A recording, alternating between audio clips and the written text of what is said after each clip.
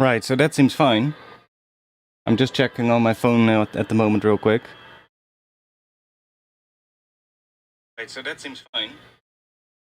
Checking on okay. At the moment. I mean, seems better now.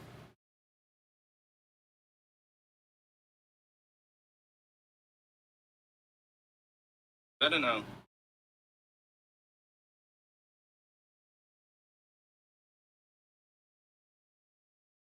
Okay. Cool. Let's hope it now actually keeps working. I don't know why that was. I haven't really changed anything.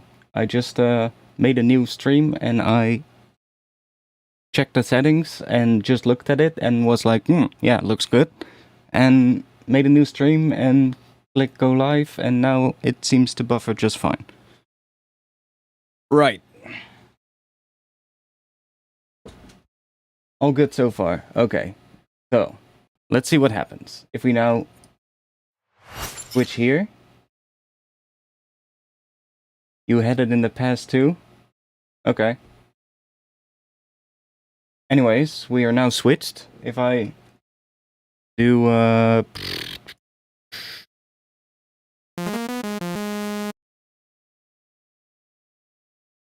no buffering, good news.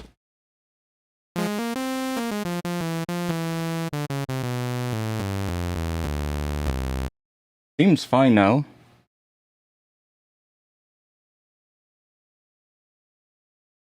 Okay. Nice. One moment, let me put the new link in the Discord.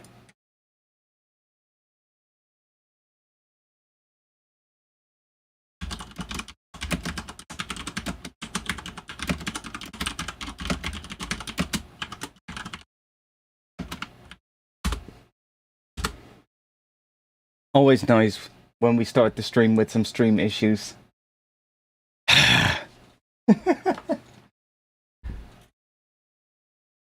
Damn it. Tonight cannot start any better. First I forget my wallet when I go to the supermarket. Then we have a streaming issue right at the start of the stream. Right. So, let's get to it. I was talking about something which now I know Minimal Audio will not see as well, so let me just quickly do that again. Minimal Audio did an update to current. I believe they now have the perpetual license thing out.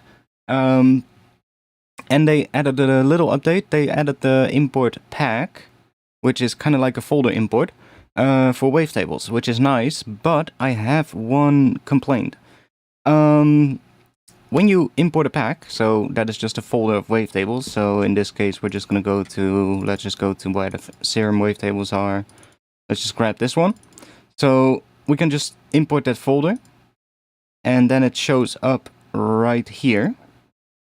And we have just my analog style wavetables all here, which is nice. But if I now import another folder,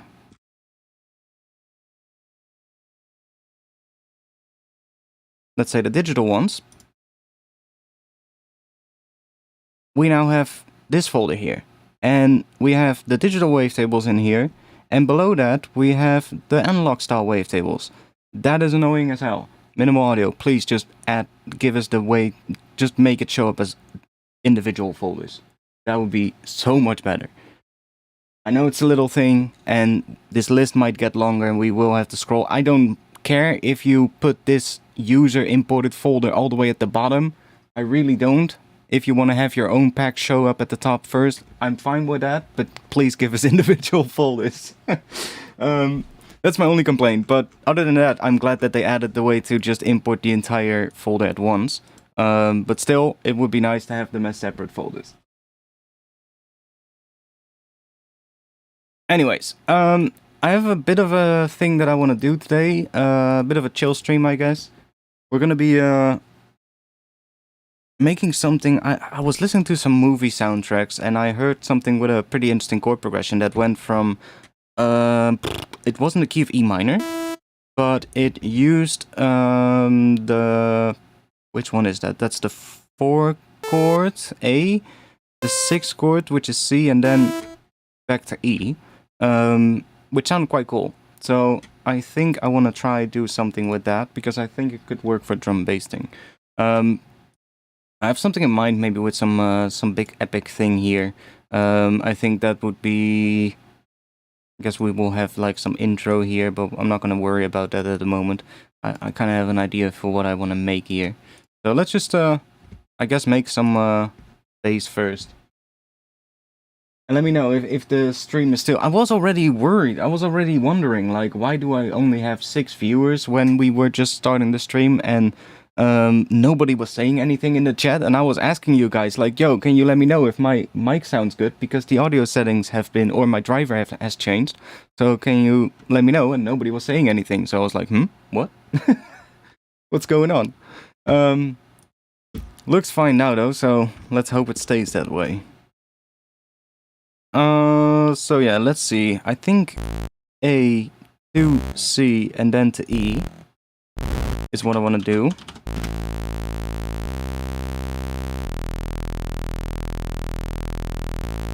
Yeah.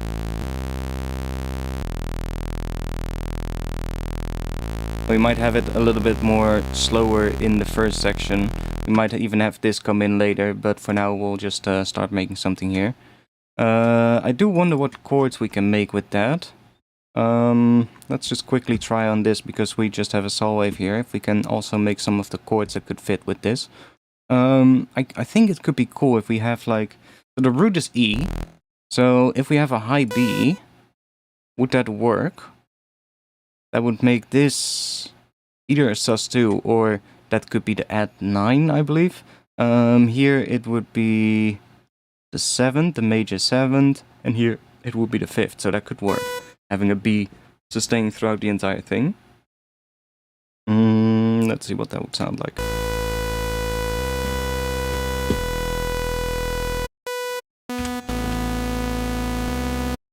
We could also do...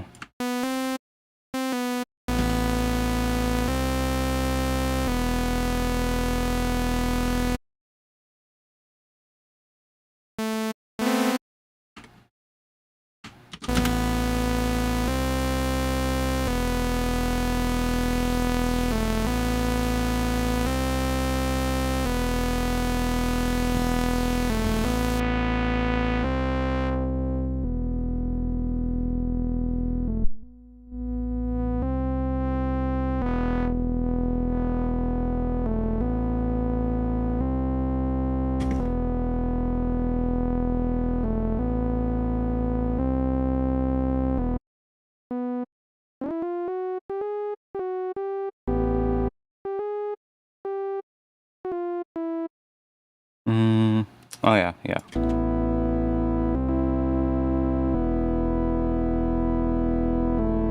Oh, E works with all of those chords. E is the 5th from in A, and it's the major 3rd in C major here. So this would be A minor. A minor, E is the 5th. C major, then C is the major 3rd, and with E here, of course, it's the octave. So an E would work sustained throughout this entire thing.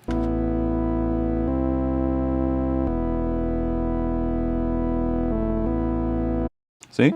So we can even drop that down there, maybe.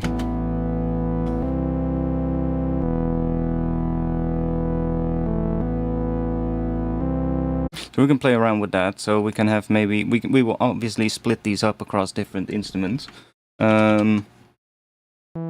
Let's see what else we can do.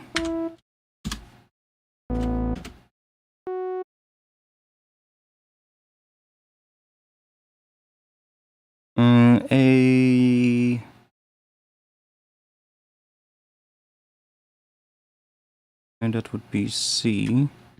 What if we put a C in there as well? Ooh, crunchy.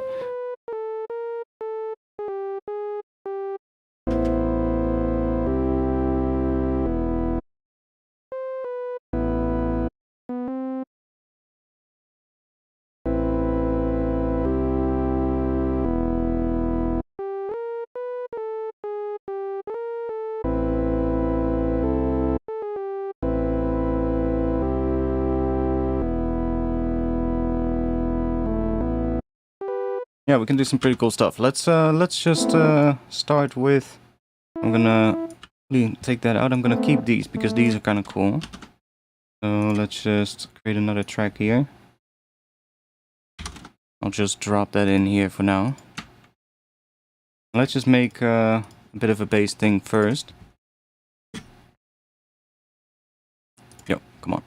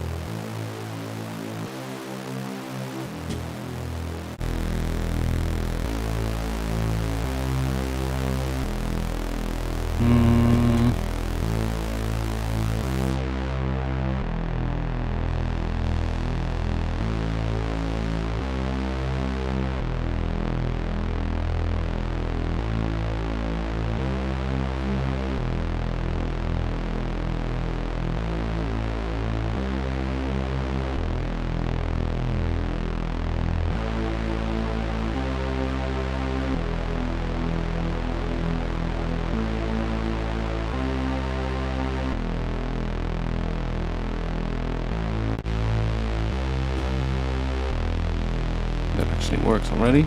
Let's distort it a little.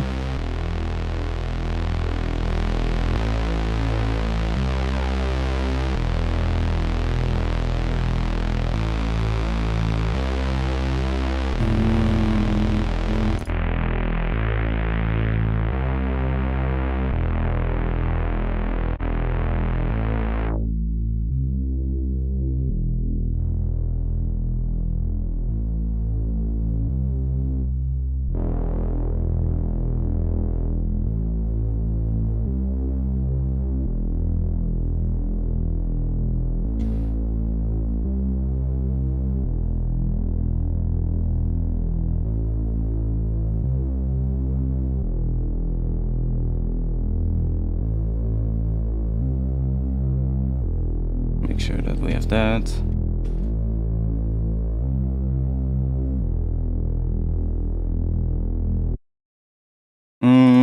Let's think.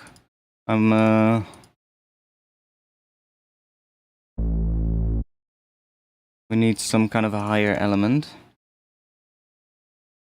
I'm not sure if I want to do that just yet. Let's think real quick. I can just do another current for now. Yo, why you're behind millimeters? Come on. Here we go. And let's see if we... I want to have one that sort of like starts before this note. So let me check real quick what note that needs to be.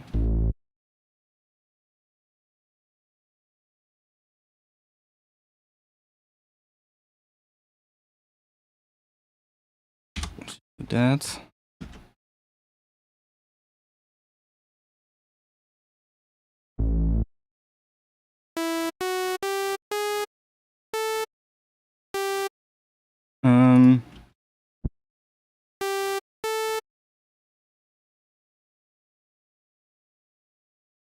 That would be the octave. Let's see.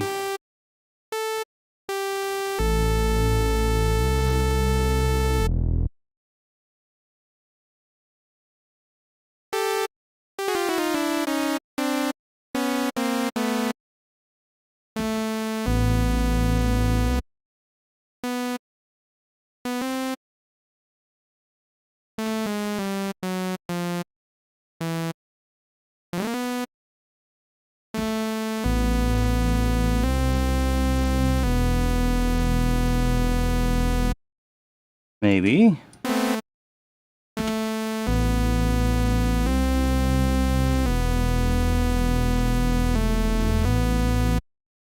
Current really let me down with no options for any sort of random modulation.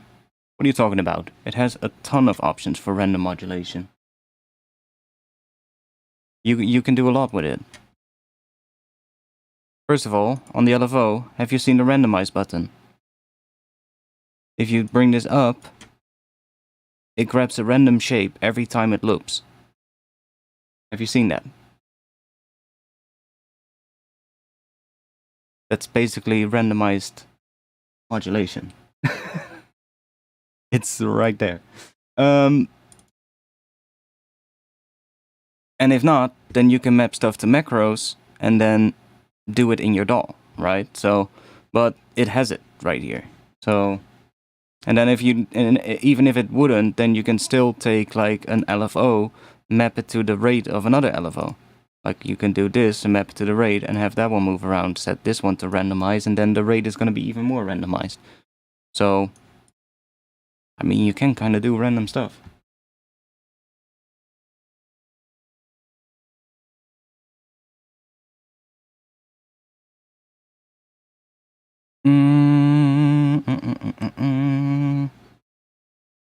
What were we gonna do? I forgot what I was doing. Oh yeah. Trying to find like cool notes for this one.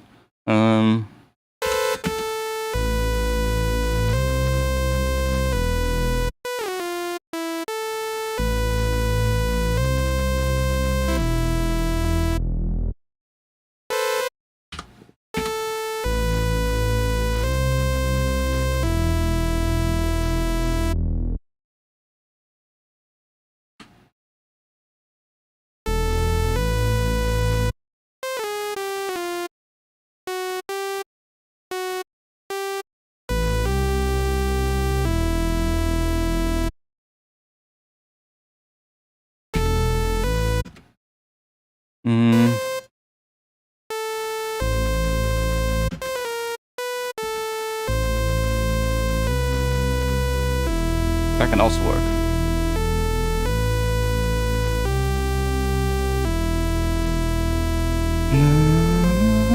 Ooh, that could maybe work well.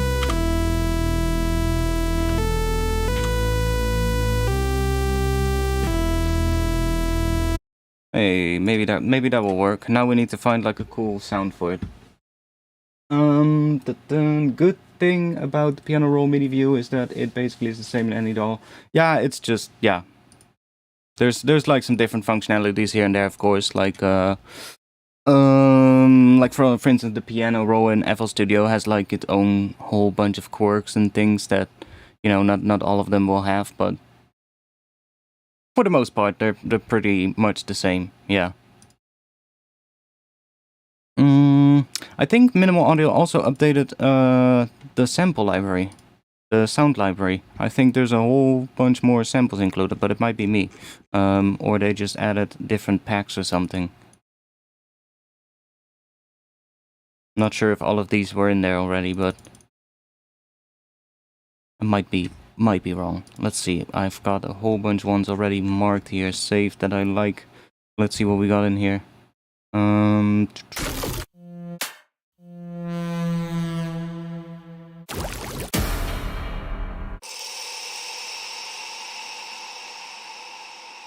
And there goes the beat.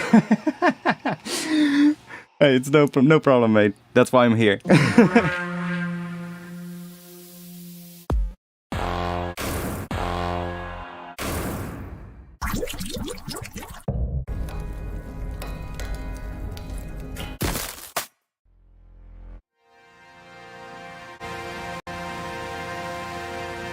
Got some chords.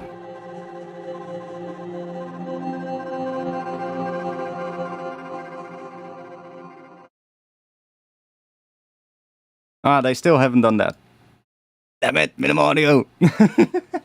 No, they said in a DM on Twitter to me that or X I should probably say, but fuck that, I don't like that name.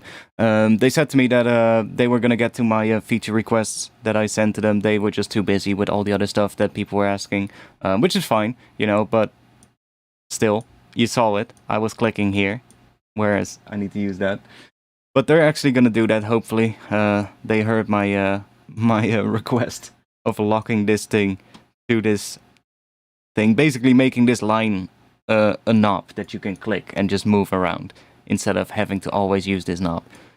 But they're also gonna. I think they're also gonna add like zoom feature here so that you can zoom in the sample, which is nice. I think that they also want to do that in the sampler, by the way. So that's probably gonna go hand in hand with the update that I asked for, locking that to this. But that's just one of the functionalities of like pigments that I always used, or that I gotten so used to that every time I open this thing, it's just like intuition to just click here and try and drag this in the sample view. But whatever. Let's see what we can make from this thing, if it sounds cool at least.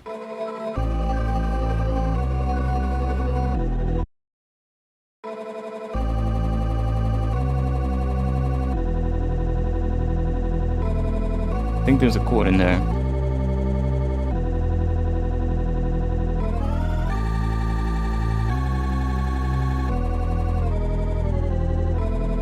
Find a different sample. One that is less with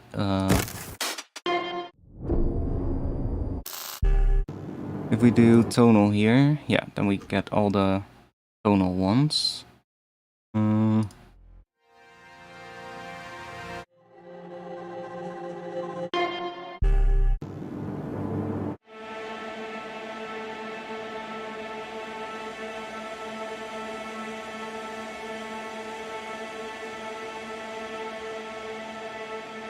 That's just the overtones. It could be that that will work. Yeah, that works a lot better. Something like that. Something that just isn't like something with a chord.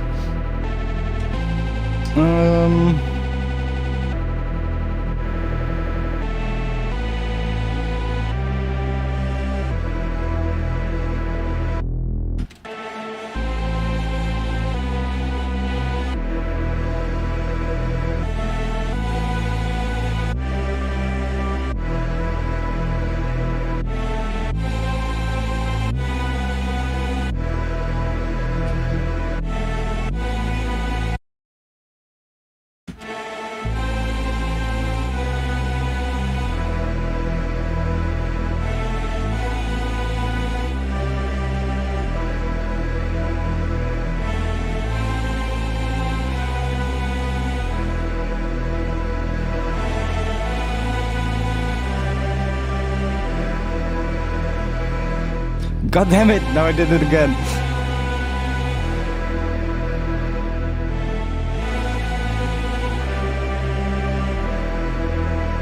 Okay, so something in here will work. Not really a big fan of this sample, it's pretty noisy, so see if we have some other things.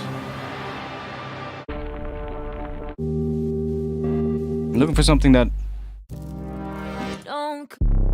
don't come around. I mean, we can try making a vocal work, seeing what we get then. Will be a little bit harder, maybe. Yeah, it's gonna be a lot shorter, so... Yeah, that'll be hard with that sample, because there's too much movement in there. We just need something more sustained.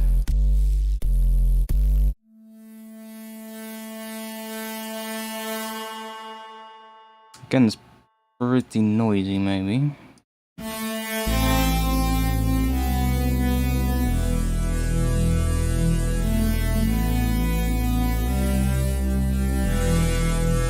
Might work better though. Let's see if we can apply some... Do that. Make it a bit more...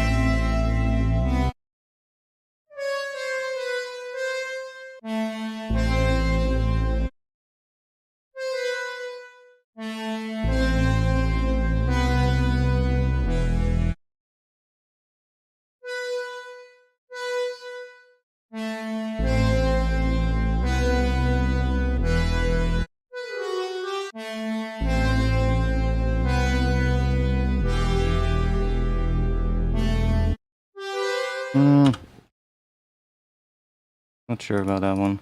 Let's, I'm just gonna go add some drums as well, so that we, get some stuff going with that. Let's see what we have. Let's just go and drop a break in. Drums. Breaks. Got in here.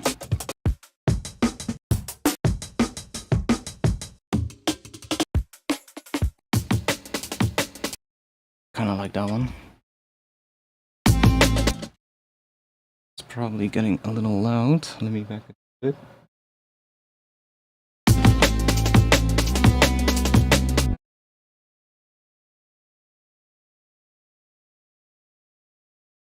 Wait, let me edit this one a little bit, because I want to see if we can make it with just... grab this part, put that here. Yeah, that's better. Like that more, and then... no, let's leave this here, this shuffle. And then... oh wait, it's already good now.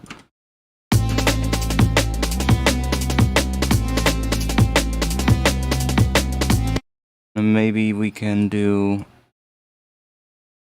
that one here.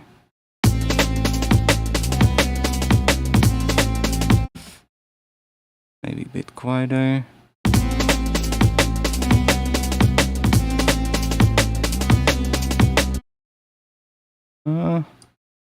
Put it here.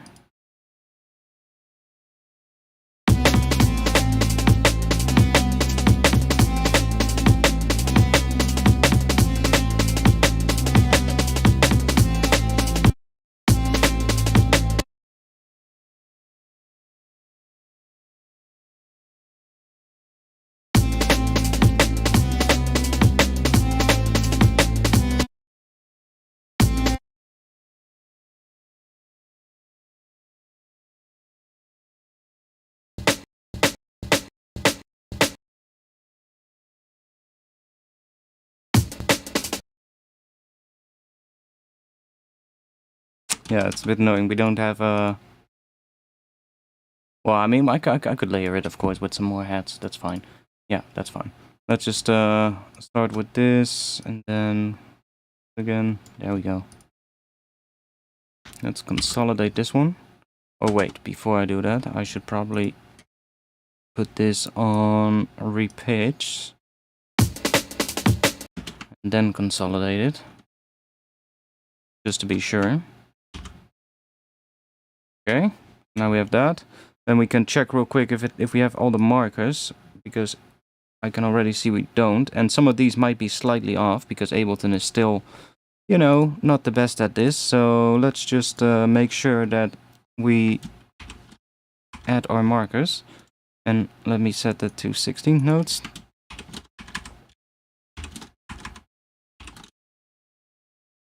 So now I know that they're perfectly on the grid, because the break is also on the grid, and those quiet hi-hats obviously need a little transient marker as well.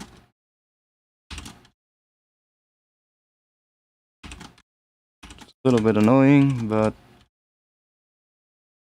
there we go.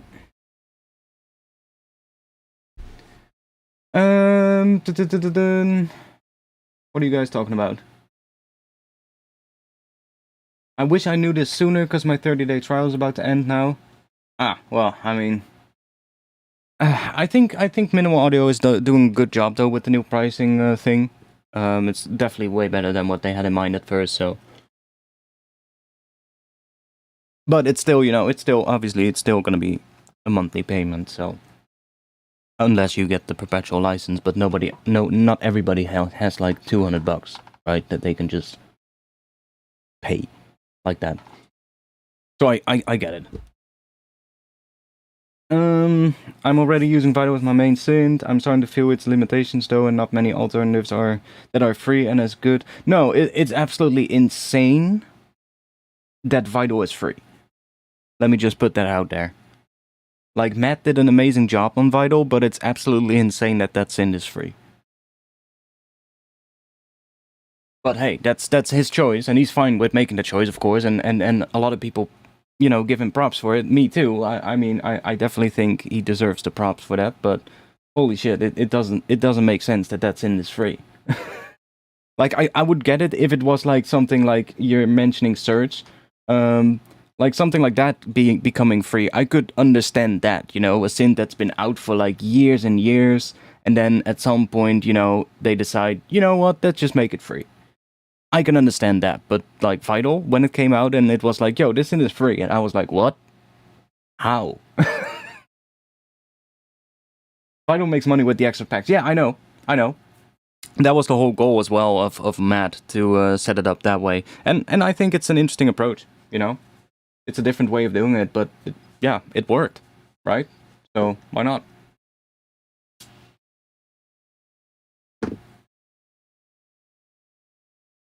The free version is basically just an infinite and functionality unlimited demo. Yeah, when it came out, I immediately just bought the pro version because I was like, you know, I would love to support this developer, and I think it's a great synth. But the fact that you can just, you know, use it, I mean, it has a little bit less content in terms of wavetables and stuff, but hey, you can just import your own, right? So, not that is that big of a deal.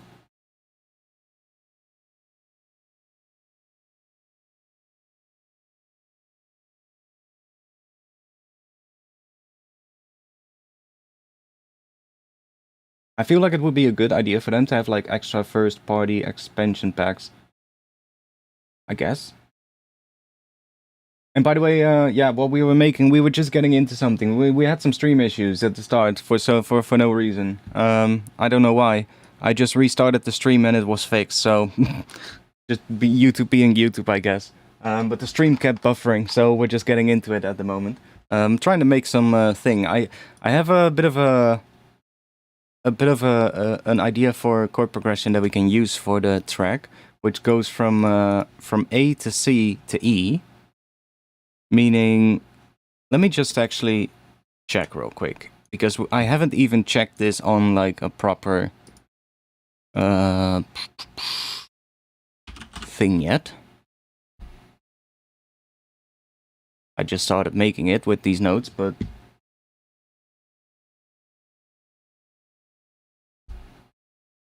oh, we can leave it wave bump, doesn't matter.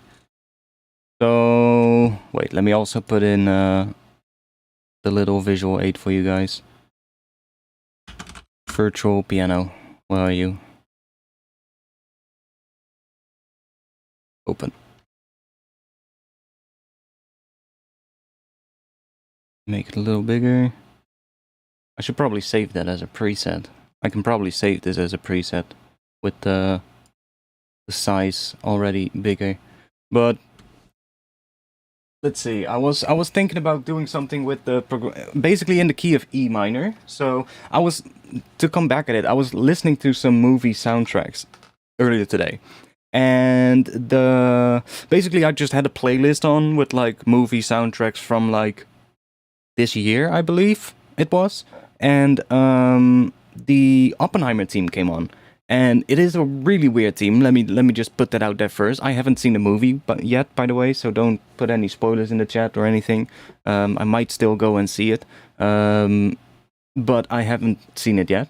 But I was listening to the theme, and it's a really weird theme. Let me just put that out there first. The tempo is so fucking weird. We talked about it briefly in the Discord, but it's like super weird. And I actually looked into it to see what they were doing because I was intrigued by that. And we were chatting in the Discord. I haven't really mentioned it in Discord yet, but I know what they did when they wrote that tune. It's super weird. So the composer of the tune, it's basically a tune that plays some weird arpeggiated rhythm in the first part, and during that section there's like an ascending pattern and then a descending pattern, and the descending pattern is way quicker or a different tempo than the ascending pattern. So it's like, that's kind of weird. But then throughout the entire piece that happens. It's like it changes after like every 2 or 4 bars, I believe. It just changes tempo. And I'm like, what? So how the hell did they record that, right? I was like, that's interesting. And we were talking about it in the Discord. And I actually found a little interview thing where they talked about it. So what they did is they had a click track. And after every every 4 bars the tempo would change. But instead of giving the players the click track exactly at the moment the tempo changed, they gave the click track 2 bars earlier than what the musicians would have to play. So 2 bars before the tempo changes in the piece of music, the musicians already got a click track in their ear with the new tempo, which is fucking weird. How the hell do you play, right? But I wasn't necessarily intrigued by the tempo. Well, I was, but that wasn't really the thing. I was more intrigued by the chord progression, because I was listening to the chord progression and I was like, those chords could actually work pretty well for a drum and bass track, I think. There are probably already plenty of drum and bass tracks with the chord progression, but so they made the musicians fumble with the tempo transitions on purpose by basically. They had a click track that every 4 bars would change tempo, but that click track was not aligned with what the musicians were playing. It was 2 bars earlier than what the musicians were playing.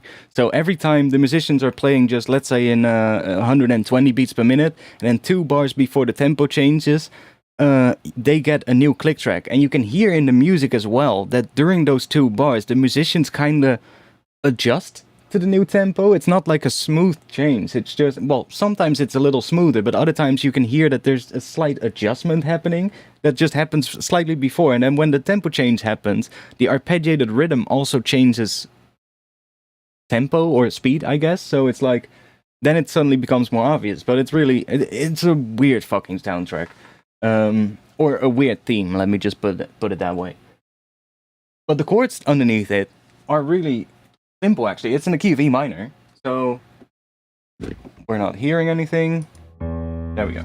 So it's in the key of E minor, but it doesn't start like that.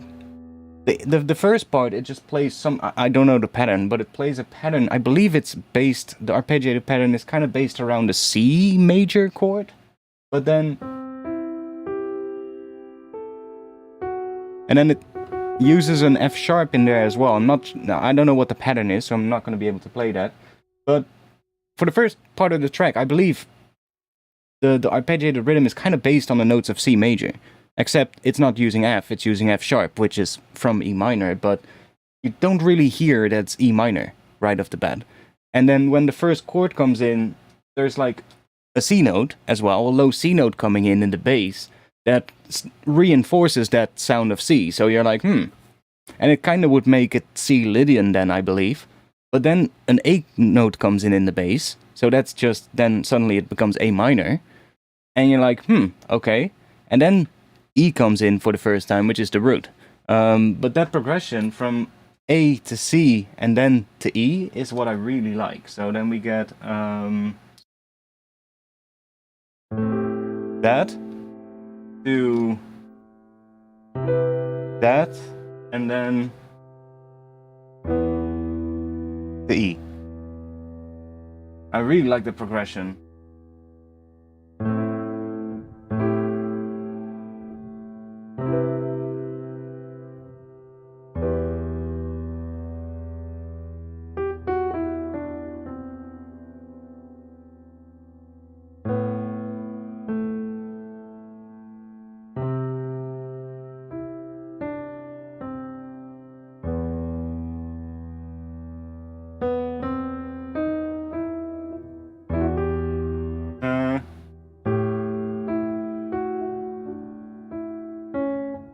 We can put in the harmonic minor as well. That could be cool.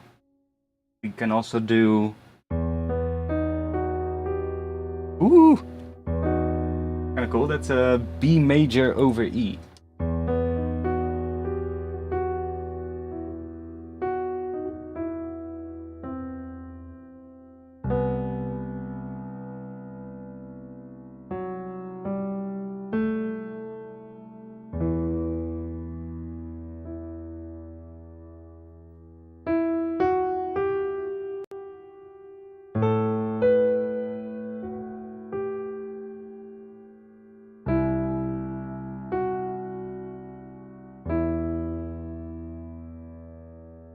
I think I remember this exact chord progression even in the exact same key from a song named Let Me Down by Thor. I don't know that song.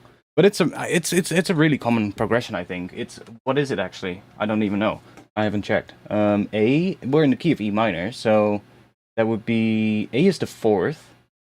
That's the minor 4 chord. Minor 4 to the, what is that? The major 6? Yeah. And then to the 1.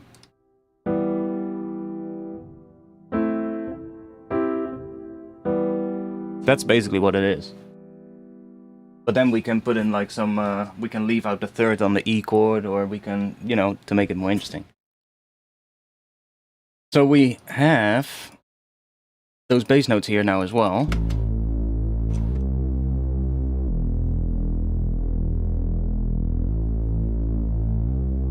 And then let's see what we can put on top of it. So I was doing something with the drums first. Let's go back to those drums for now.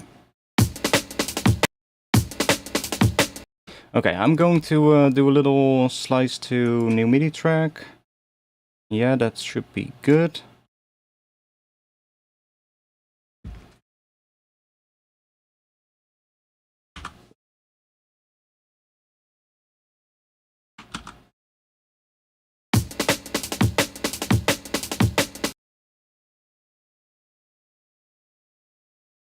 Ten years later, the 3rd, 5th reason why it still fits. It's not that complicated, but yeah. I can understand why it goes above some people's heads, but it's not too complicated if you understand it. Well, yeah, that makes sense, I guess. God damn it. But yeah. I didn't understand music theory for a really long time either. It only started to make sense to me not too long ago, a couple of years ago. I don't even think it's that important to know. The one thing I think you should know is just know like your basic minor skills. That will help you a lot. Like if you know what, not necessarily, well, melodic minor is used, but I don't use it at all. I don't even know necessarily what melodic minor would be. I know that there's a one note difference from like harmonic minor, but I don't know exactly which note. I just know natural minor and a harmonic minor because those two I love. And if you know the natural minor, then you also know major. So just learn those two, basically. But then when you start, like, yeah, getting into more complicated stuff, like what I said, like when you have the key of E and the 5 chord, so if you have E, and then 5 notes up would be B, right? So that's the 5th of E. And if you would create a chord on that, that would be B minor in the key of E minor. But play it up a little. Sounds cool, but I kind of like when we borrow it from the harmonic minor, then that D becomes D sharp, which makes that chord major. It's also pretty cool, but it also it all depends on the context that you're using it in. That's the main thing. Like a chord on itself is just you know it's just that, a chord. It usually doesn't mean much without like context.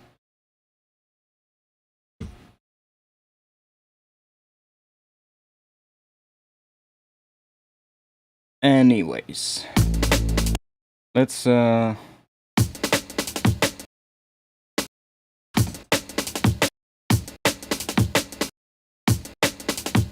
see, I wish we had an extra thing there, a longer head, but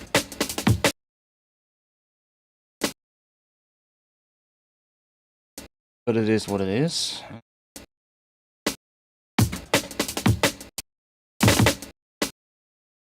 Well, we can just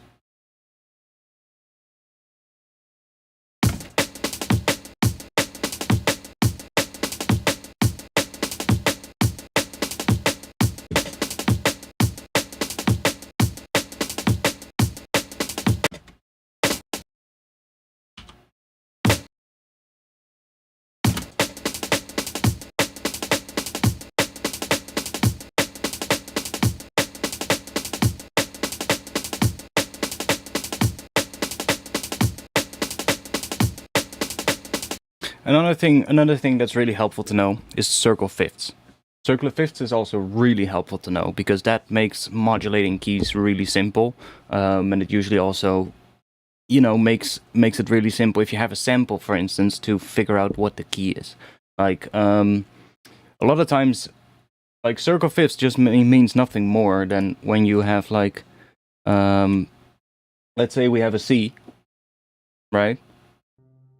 We've got a C note, then the chord of that would be C major or C minor, could be anything, but let's go from C, and then if you would modulate using the circle of fifths, you basically go up 5 notes or down 5 notes in the scale. So not 5 notes on the piano, but in the scale. So you do need to know what the notes of the scale are, which is why I told you, try and learn at least your basic minor and major scales, but if you know the natural minor, then you kind of know major as well, because it's the same notes. But if you know that, then it starts becoming pretty easy to figure out like how you go by modulating using the circle of fifths, how that works, because it's just like from C, and let's say C major. So if you then want to go to the 5, that would be G, because C, and then 1, 2, 3, 4. Well, I should start on C, so 1, 2, 3, 4, 5, right? So that becomes G, but you can also go down. So 1, 2, 3, 4, 5. You can also go to F, and then C is the 5th of F.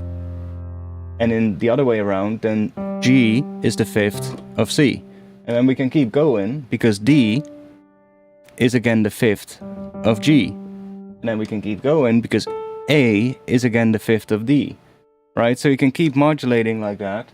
And then from A, the 5th would be E. And from E, we get B. So you can keep going using the circle of fifths up and down, which is pretty helpful to know as well. A lot of times, for instance, if you will have a vocal, and let's say your tune is in F minor, your vocal sample says it's, I don't know, F minor, to keep it simple, but it just doesn't sound right. A lot of times, you can make it fit if you then just pitch it up or down to the 5th, using the circle of fifths. Because if you have, for instance, F and C, right? F minor and C minor, so C is the 5th of F, but F minor and C minor are also really similar in terms of which notes they use. So if your vocal, for instance, says F minor, it is an F minor, but it just doesn't fit right, try putting it in C minor, because there's only one note difference, I believe, between F minor and C minor. So a lot of times it will actually fit, and it just changes the function of what the melody of the vocal does, but maybe that will actually work better with what you have. So, and if that doesn't work, you can also try going down a 5th, which most of the time will work a little bit less good, but it can work as well. But that is something that's also really helpful to know, like the circle of fifths. And then in that same instance, you also have the circle of fourths, but that is used a little bit less. But it's a similar thing. You just do the same thing, but then you go with fourth.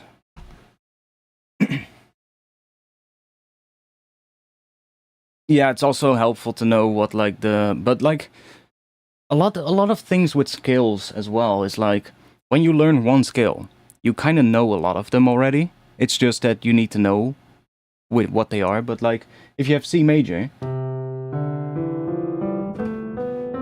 right? That's the same as A minor. Well, I went on too far, but it's the same as A minor. But it's also the same as D... What is that?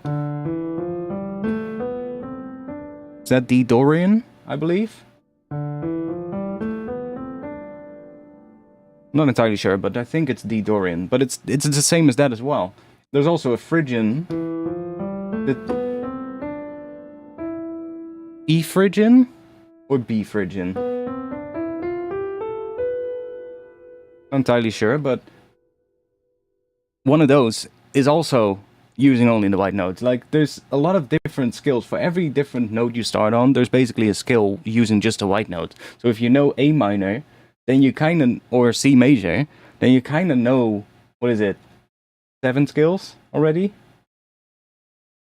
It's just that you need to know which one are which.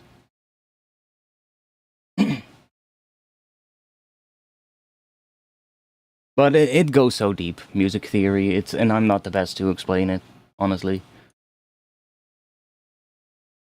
No. You can play any skill on any key. What the skill says is just what intervals the notes are from each other. That's the only thing it says, but you can play it on any key.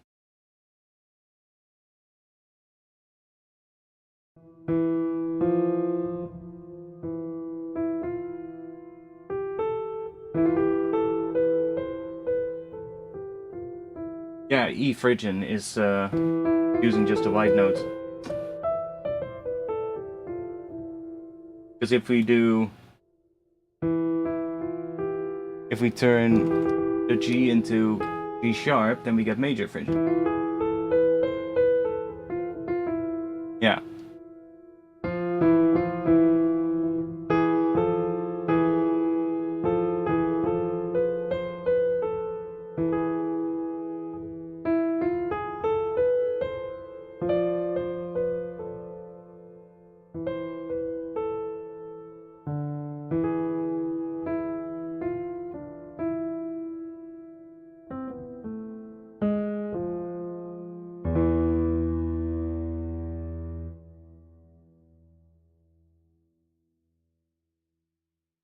Like, that is another one of those things, right? And that's why I really like... Well, that's why I say learn, like, the difference between, like, natural minor and harmonic minor. Harmonic minor can really help to add, like, a little bit of extra, so, like, I don't know, just a bit of spice. You know, it turns that in the case of E, we would have the B chord. It turns that into a major chord. Then it just changes a lot of the progressions that you're able to do, which can be really interesting. Anyways, I keep getting distracted. Let's just add a little bit of an extra head to this, because that way we might be able to fix that little thing where it sounds like it just basically has a little pause in here. I'm just gonna add like a little head just on the beats, or like on the 8 notes maybe.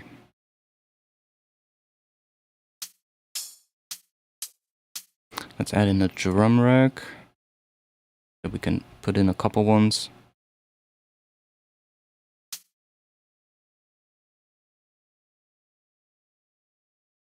Yo. Sure. Put that one as well. Kind of cool.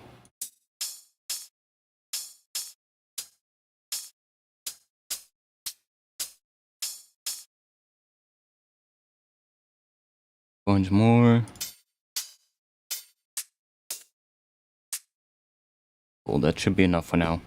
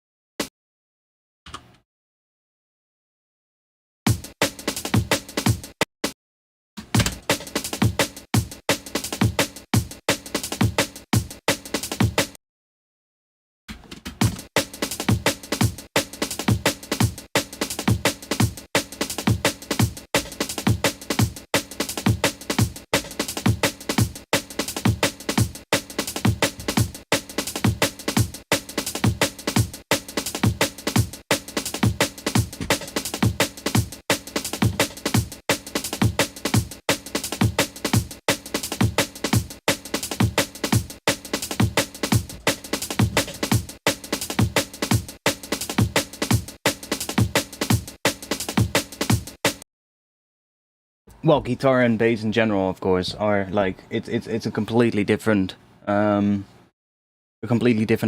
than a piano. So of course,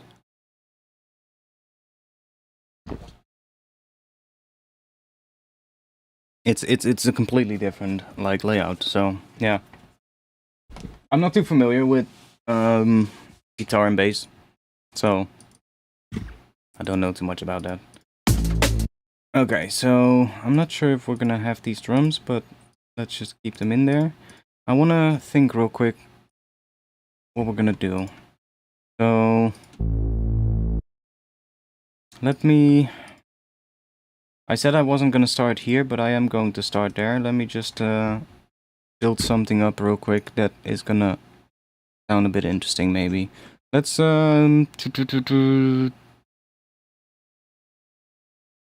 I guess we can still grab a current though. Why do you keep opening behind my millimeters? That's so weird. Just don't do that, please. Let me go to here and let me do that.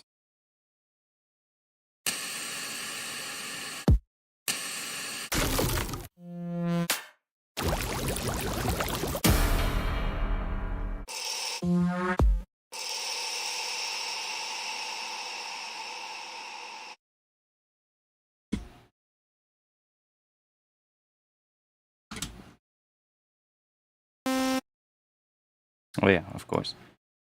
Turn off the...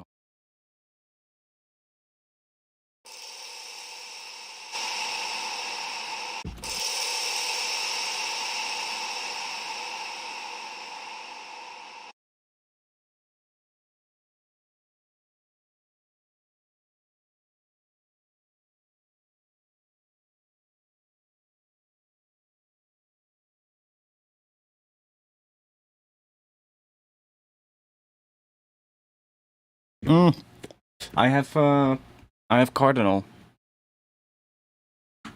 which is kind of like VCV rack, but then different.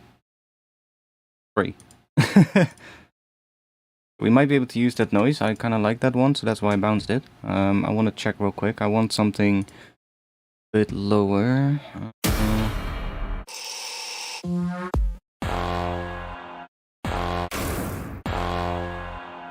Put that in E, but...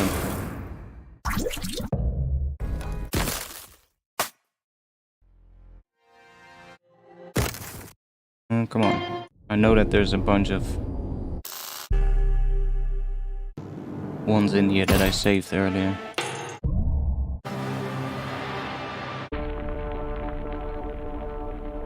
That one is kind of cool.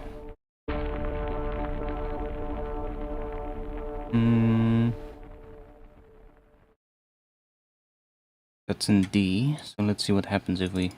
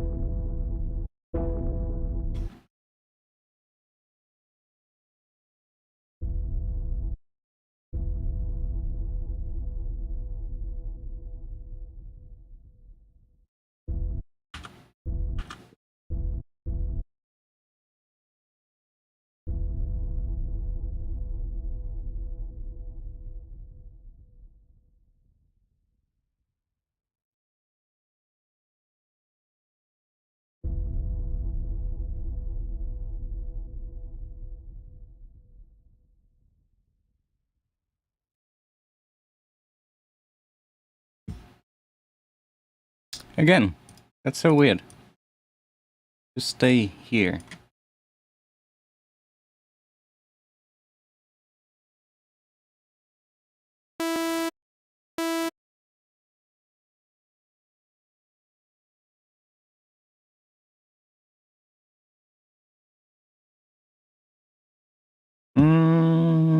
Let's give it a good old shuffle.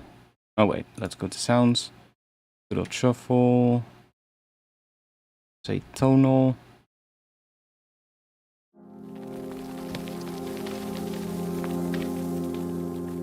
So this isn't a minor chord, but I actually know that with these with this progression, we can use a minor chord. So if I just quickly go back to Keyscape here. Like if we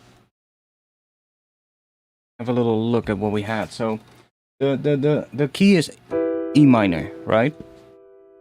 So if I play A, we get that. What is that? That is basically an A minor 9 chord without the third. Because if I add A here and then add C, then we have an A minor 9 chord, see? So A underneath E minor, so or E minor over A, is what this really is, but it kind of just is an A minor 9 chord without the third. Then we go up to C in the bass. But if I leave that E minor there, we now get that, which is just a C minor or a C major 7. See? That's just a C major 7. And then we go to E minor. So the top chord can just stay the same the entire time. So we can just have a drone in minor, in E minor, and then underneath there the bass can change. That's what I'm actually just noticing now. So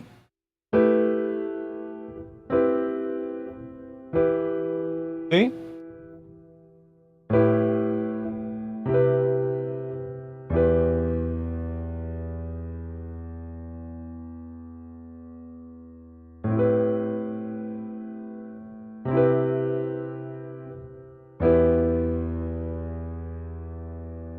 So what if we just make like a nice pad in E minor with like a granular thing, and then that can be like the lead in here. We will just have some textural stuff on top of it, maybe like some little extra melody or something that we'll figure out later, or some like the resampled ear candy bits. And then here the bass comes in, which then we can still have that pad continue. So I think that's what I want to try, because I think that could be a pretty cool thing to do. So this, for instance, is an F minor. So if we put that into the grains, into the granular engine, then we can use this. So we can now just have an E note, which we already have. And by default it plays through the sample, so if we just bring the speed all the way down, it's just going to do that. And we can just pick a position. And then we can maybe decrease the rate, bring the size up a little, bring the shape up a bit, add some spray. And then if we want to have it a bit more randomized, let's add another layer. Let's offset these two layers from each other. Maybe do that. And add more spray. We can add, let's see, what could be cool. We can turn that off, for instance.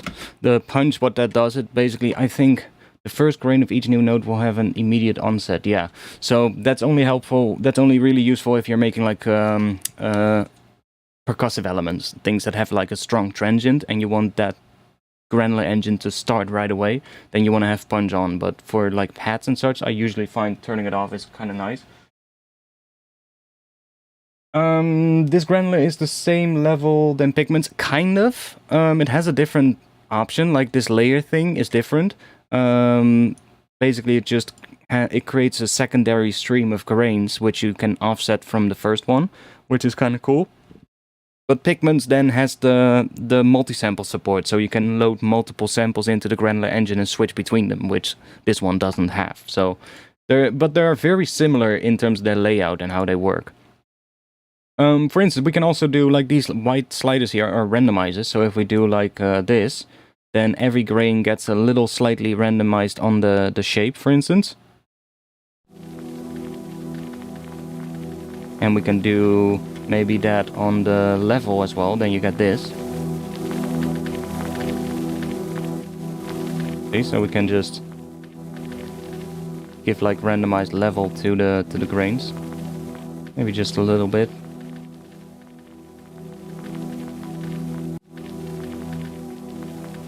Let's add some release to that as well, so it doesn't stop too abruptly.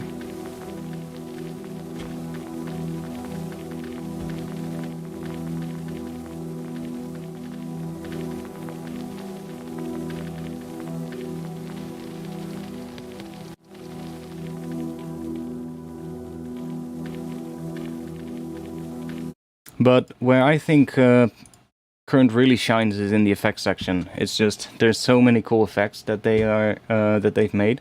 The cluster delay is really interesting.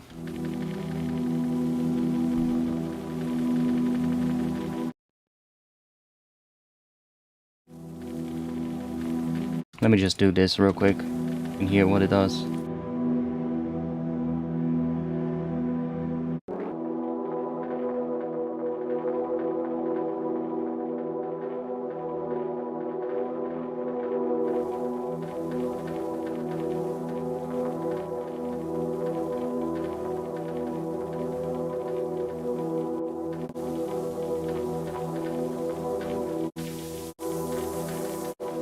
And I love that all these have randomizers to just flick through the presets randomly, because that just makes making music so much easier, right?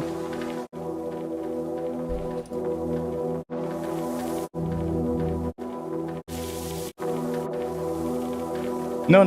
Like, the sample is F that I loaded in here, that I chose. The sample is in F minor, but the sampler, or the Granular engine here, also sees that.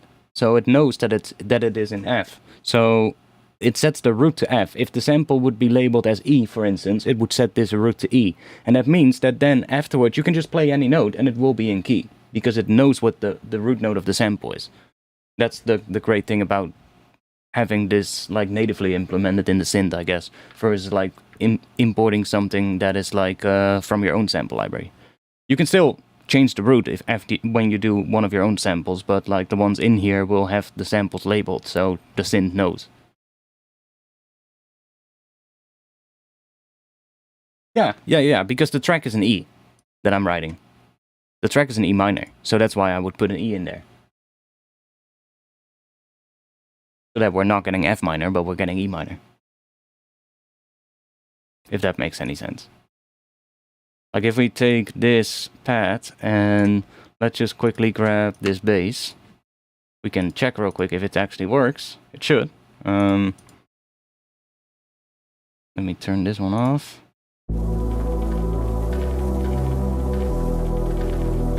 Yeah. We do have a bit of clashing, but that's probably because there's bass in this one. Yeah. Oh wait, that's the wrong one. Probably because there's bass in this one. Like there's some stuff there.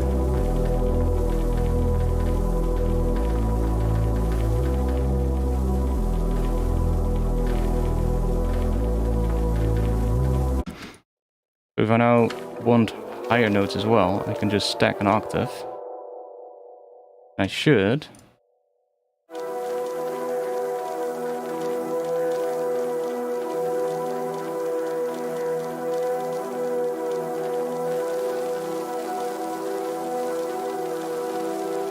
So there's some wobble happening, which is happening here.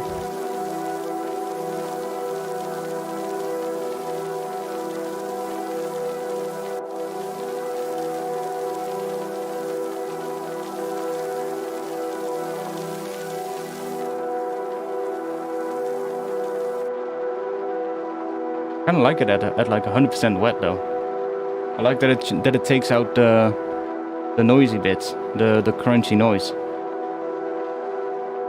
It makes it a little bit detuned, I know, yeah, but that's fine. Doesn't matter. Kind of cool.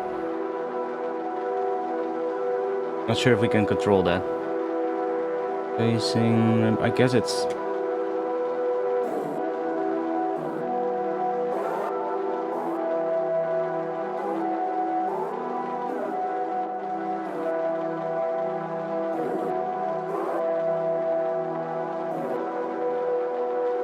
Interesting.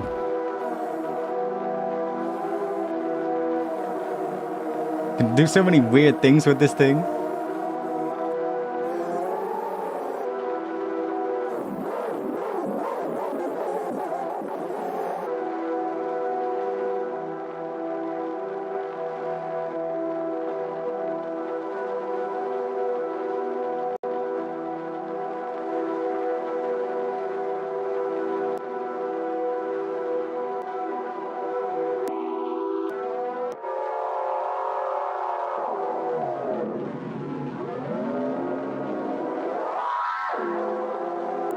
Weird.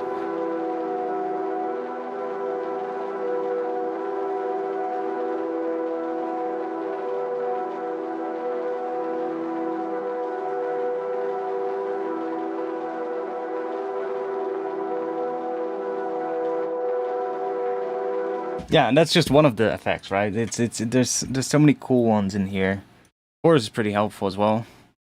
Being able to go up to like 24, quite nice. Pretty I mean, this maybe not the best sound because it's already so detuned.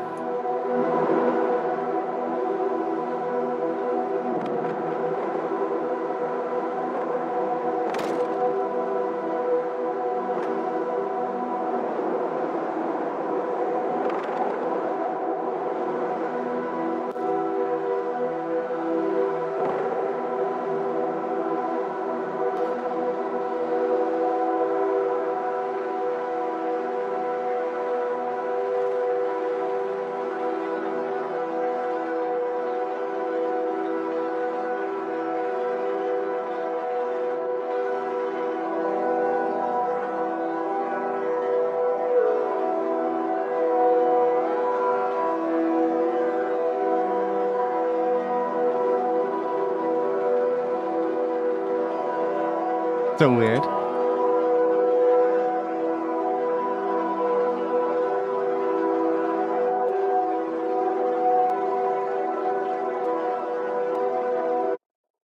What else do we have? Morphiq is my favorite at the moment, mate. This one is so good, but this one is good for making drums. We could do that after this, actually.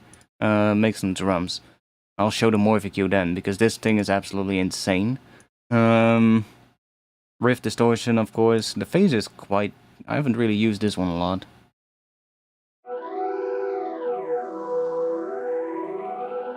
But I guess that is pretty helpful as well. What do we got here?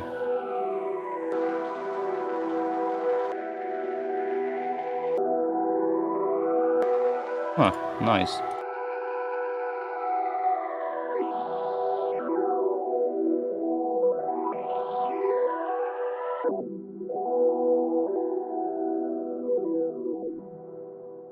A lot of weird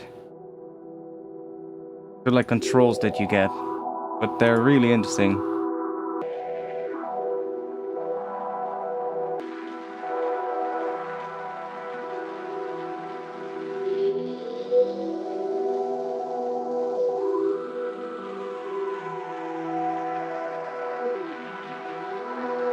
Yeah, there's a lot of cool stuff in this synth. Swarm Reverb is pretty cool as well. But I think we should just leave it at what we had here. That is pretty good. Had to start off with. Let's just do that. Put this at like, I don't know, 120 hertz maybe. And then we'll just have like another one as like, use that as a low pass. Maybe even use one inside of current here. And just grab that.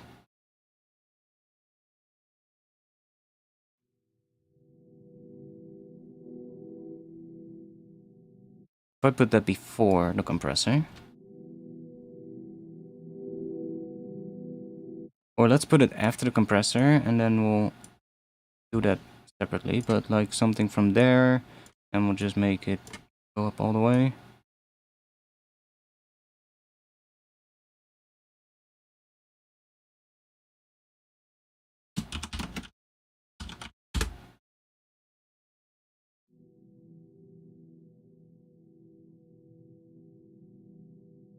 No, don't want to do that.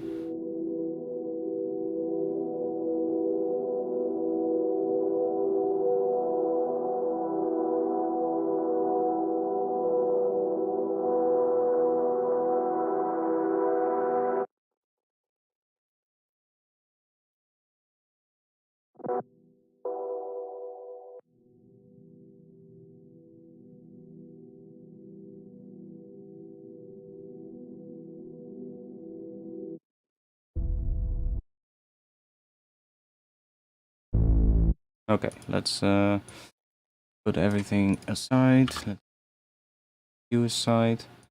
Move all of this down here. Oh, I did something wrong. Go.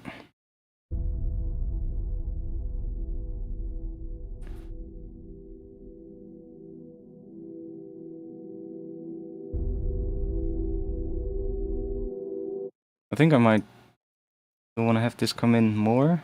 Maybe it'll just be used at the start only. Let's add like a little hat in here as well, just to keep the tempo for now. Maybe a bit long of a clip. Which one were we using here? That one. Let's just copy that one.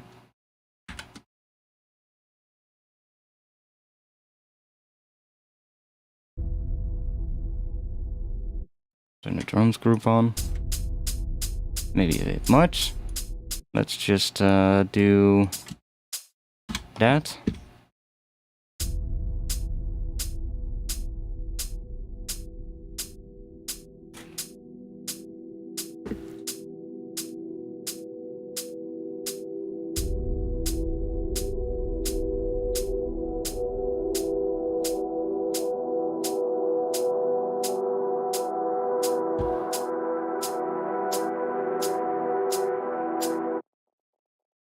I do think we have a lot of resonance around here in this sound, especially when the filter opens, like around here. A lot of stuff happening here. So, we could... I mean, I probably shouldn't worry about it now, but my brain kind of tells me to. Let's just bring the bass in here. No, that's gonna come in later.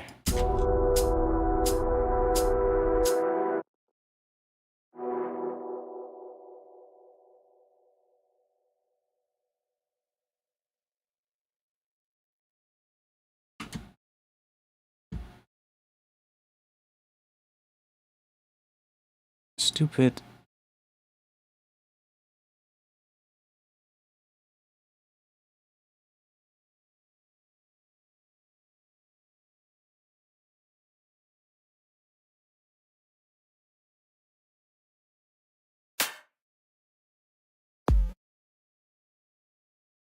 Can we do deep, maybe?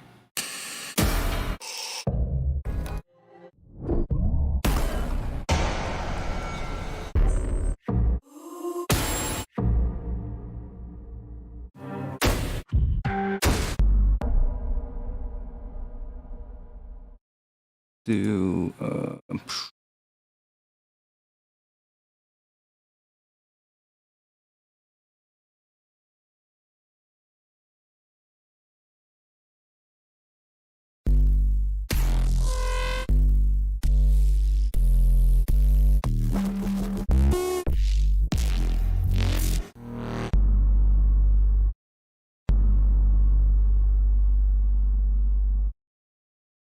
where are these ones that I saved in here?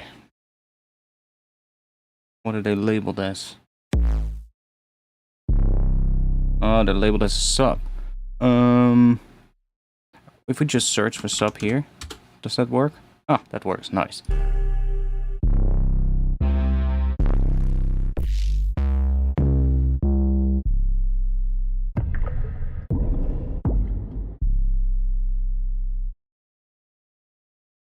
We get.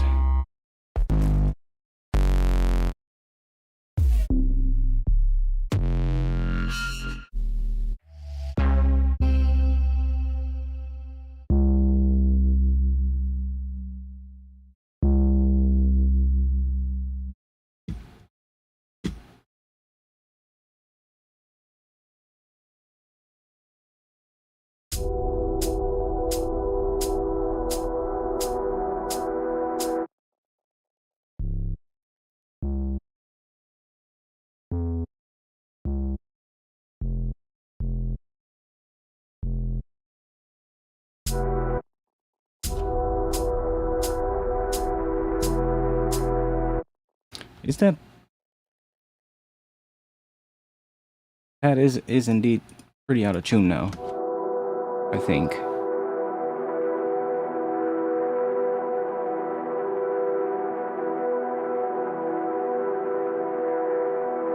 Hard to notice. Let's check real quick with the bass. If we have this in here.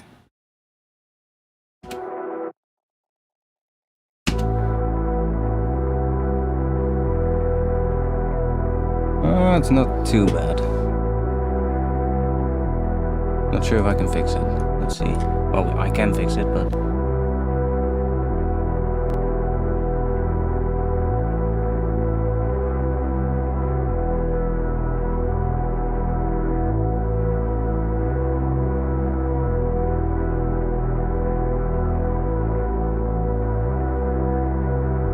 I think it's really subtle. Doesn't matter. That's subtle.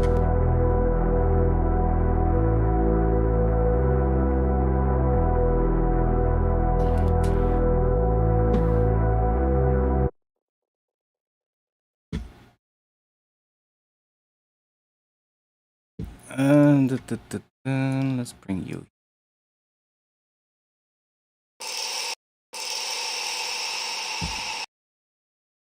Low end in that. A little bit.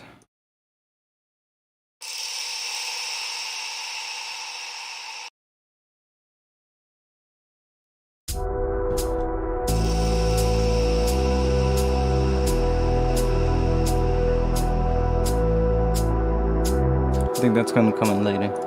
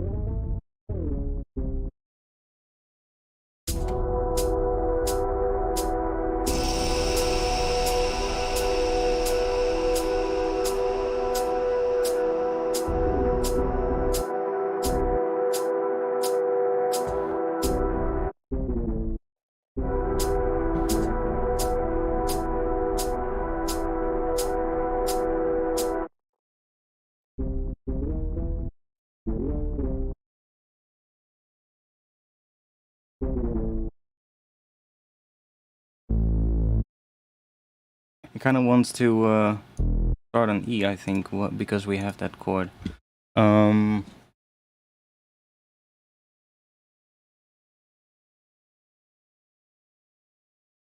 Let's move somewhere else because we're getting stuck otherwise. Not good. Let's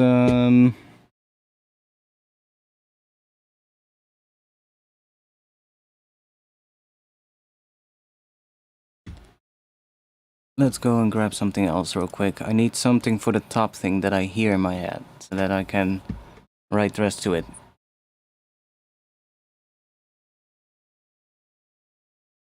We need some kind of a vocal thing, real quick. Some kind of a choir thing. That would probably work. Have one saved here. Vocals. Try this one maybe. The Bulgarian choir thing.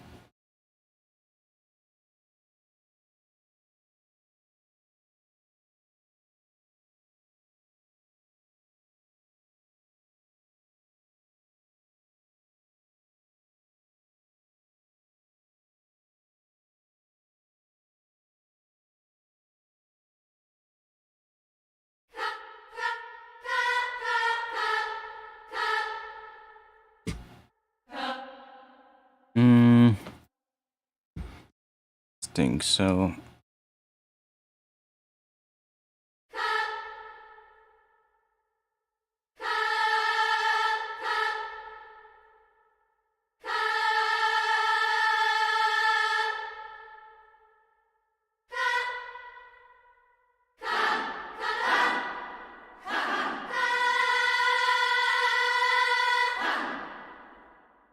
Okay.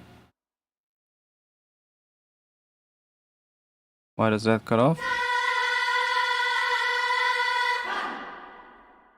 Why is that happening?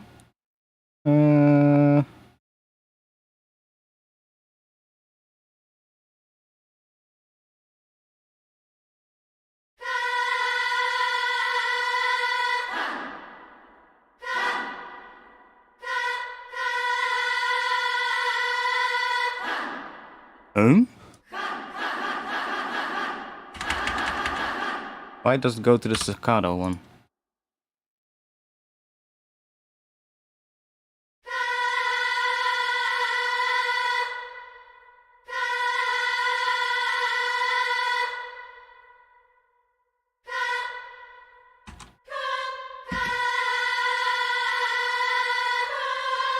Okay, weird.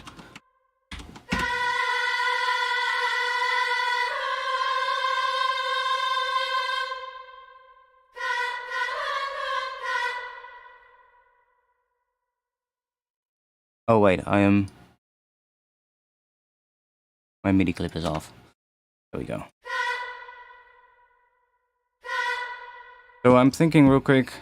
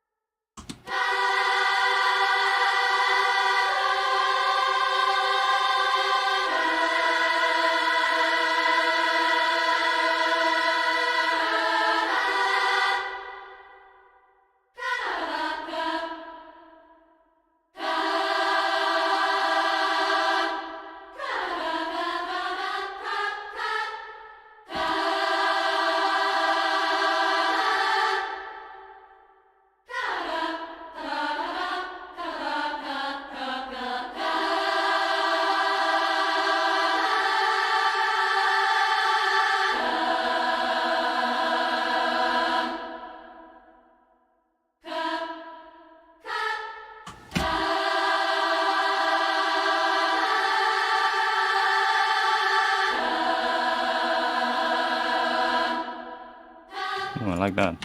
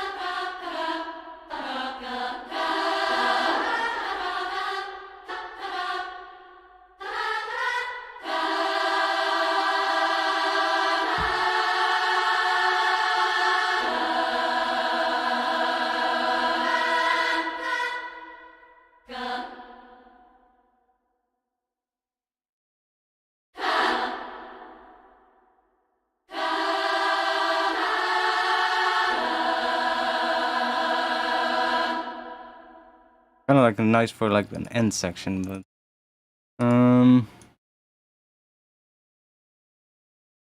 I have something in my head, but I'm trying to think what it is, how to make it, what the notes for everything need to be.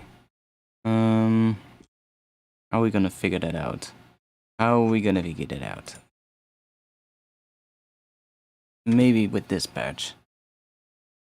This is so annoying. Stay below here.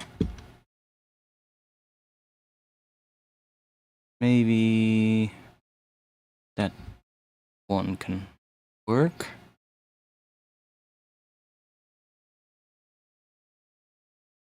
Yeah. Just a really simple bass.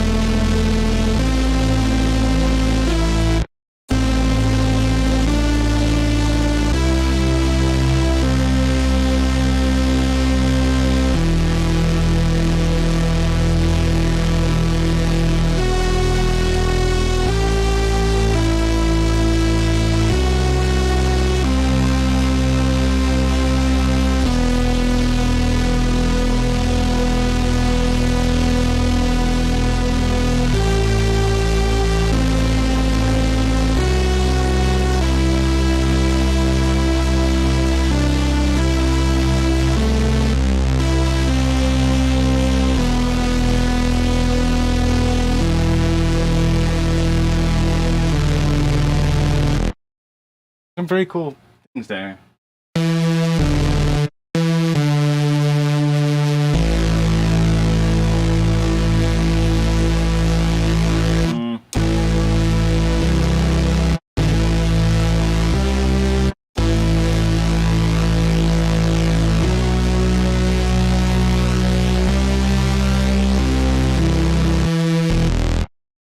So that works.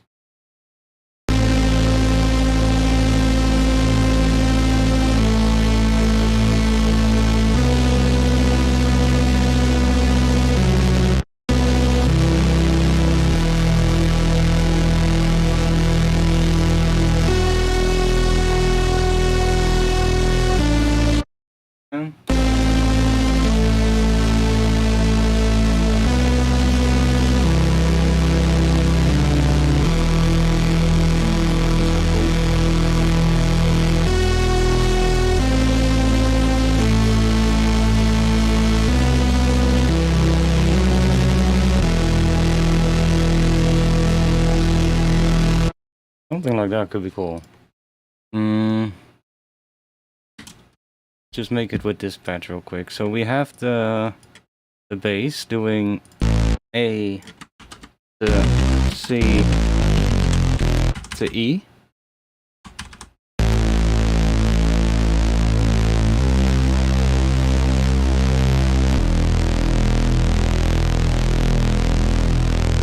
It's maybe a little bit wide, this one, but let's back this one down.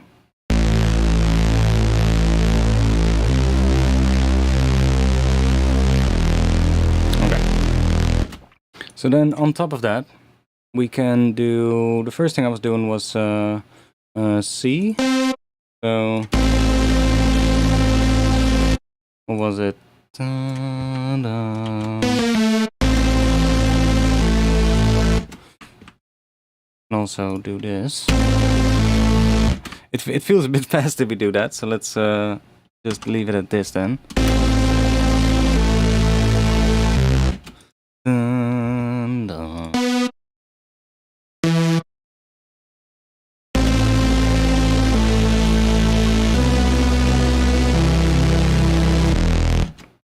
And this one can extend.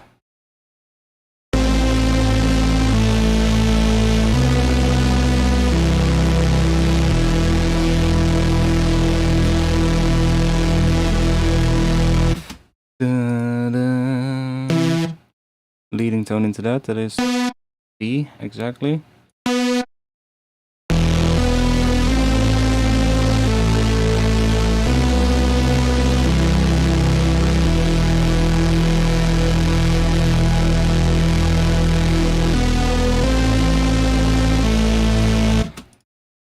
And we can maybe have another section here where it goes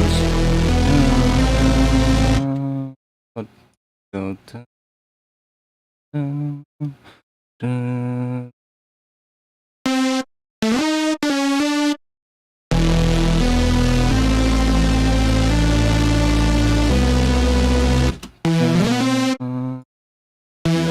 yeah.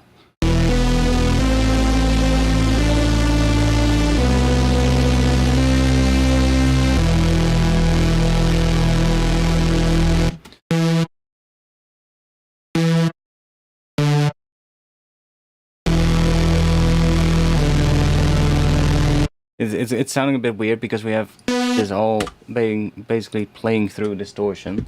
But if we're gonna split these up across different instruments, we don't get that weird distortion. Like if we take this one off, see, it sounds a lot cleaner. That's just the effect what you get when you take like two notes and play those into a distortion. They're gonna modulate with each other. That's what we're hearing. So if we take like an E note and play another E on top, that sounds pretty relatively stable. But if we add like the G on top, it becomes really messy, and that's because it's a minor third, and that just doesn't work well with distortion. But then if we have a major third, it sounds a bit more stable, right? So that's just it doesn't always work, but I can hear that this will work for like a tune. Something like this.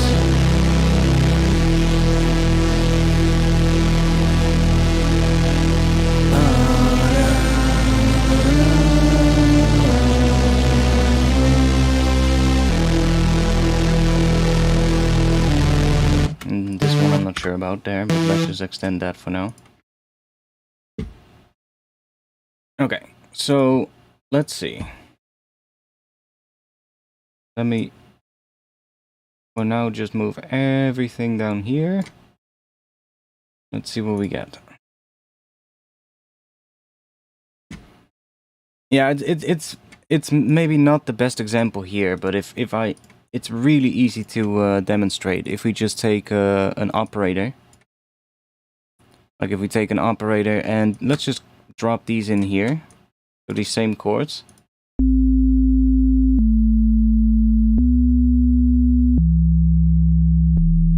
Right? Without distortion, sounds really clean. There's like no modulation happening. There's just two notes, right? Kind of like playing a sub bass and a higher note. But if we have like some distortion on that, and let me just back the output down because it might get pretty loud. And if we drive that into a distortion,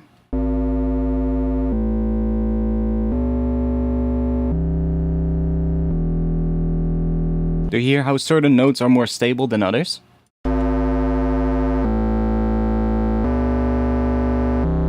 On some we have like an oscillation happening, like a little wobble, and on others we don't. And that's certain intervals just work. This is actually a really cool technique for making interesting sounds as well. Like if you have an E and then play a B, pretty stable. You can see it on the oscilloscope as well on the top. It's moving very subtly, but not that much at all. But if I then play the minor third, see how it's just going all crazy?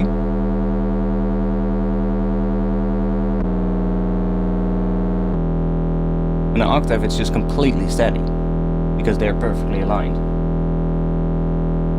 But if we go up to like higher notes, you get this kind of stuff.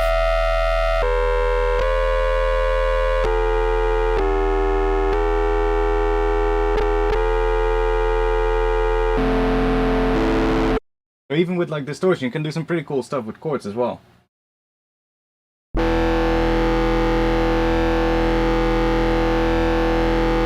Like that's just a low E with a high E and a high B.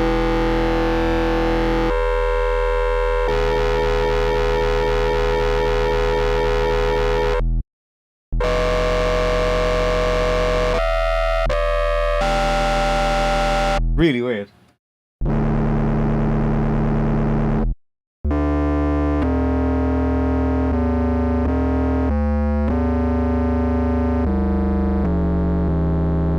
You can hear how that modulation happens, right? That's kind of cool. But that's also what's happening here, but on like a much more distorted kind of scale.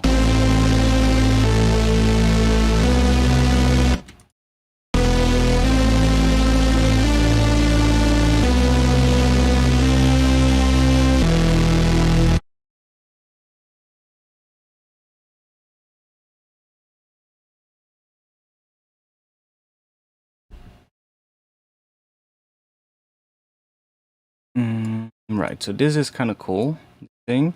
I want that to come in at some point. I guess we can have some drums under there just building up, so we get like a bit of this. Probably needs to be filtered. Let me just do that afterwards. Just grab this.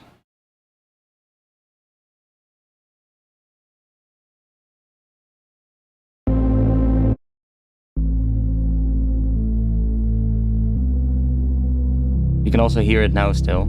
So I would probably split these up. So I have like one element play these notes. That's just clean. And then have like something else play those other notes.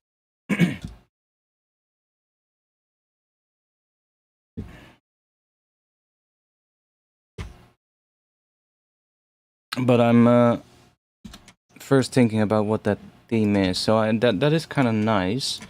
Let me what kind of drum pattern am I hearing? Is that the same as what we had here?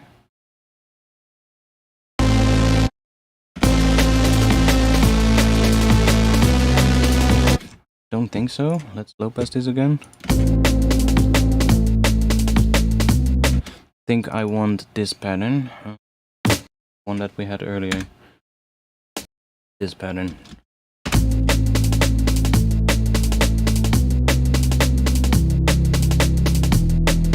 think that's the pattern I want to go for.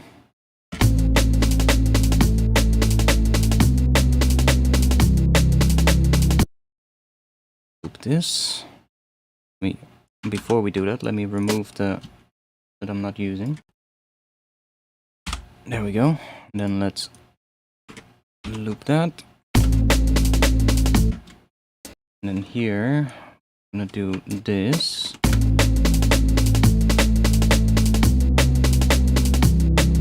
Or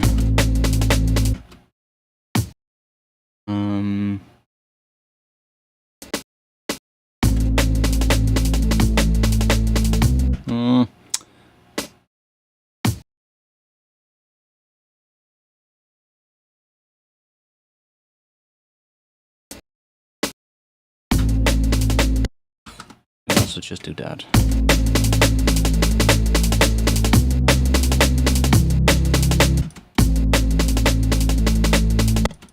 Now they're clipping, so let me just bring the output down here to, I think, -10. Yeah, perfect.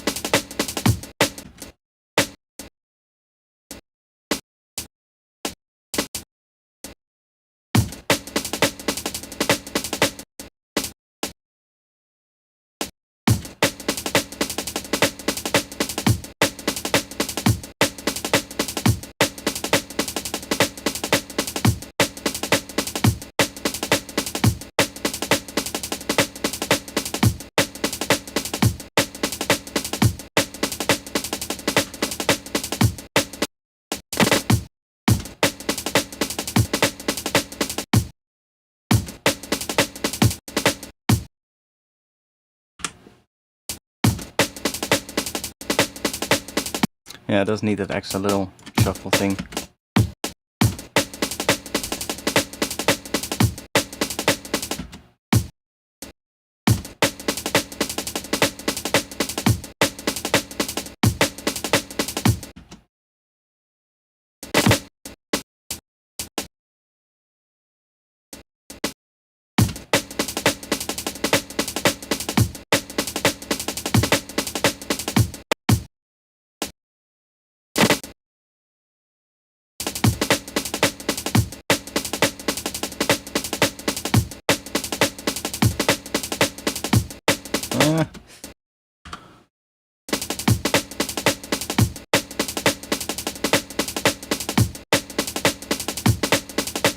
I find this one weird.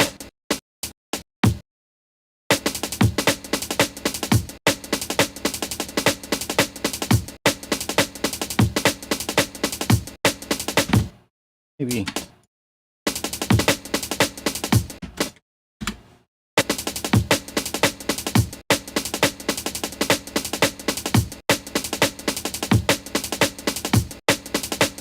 Oh, that's kind of cool. And then what if we do...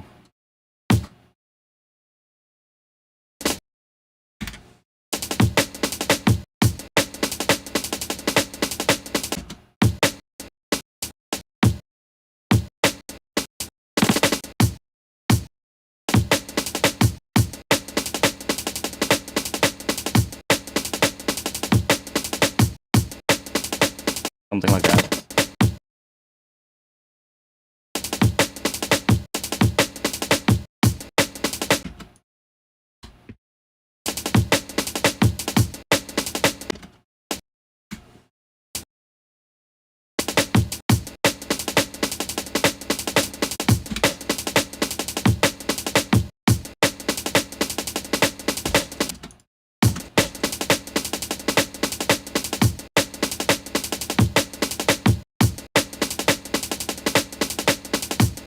Yeah, that's a pretty good, like, break. Let's get rid of this. Not sure if we need the end section right away. Like, we might leave this for later, but in the build we're probably gonna need this section.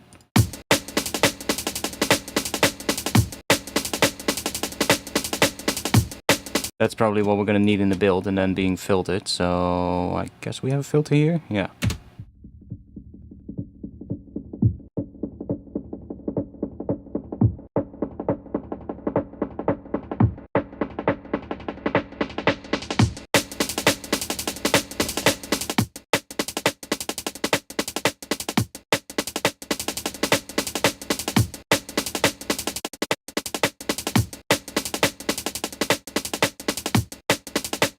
That's probably more for like the build.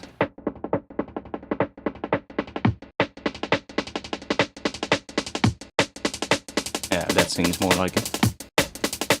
Having them a bit more like smaller. I'm still not entirely happy with how this thing sounds here. What if we take... What if we grab... There's a kick. You have a kick. Put that here.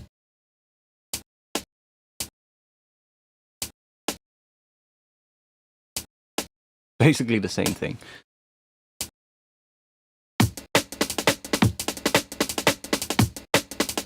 That's kind of cool as well.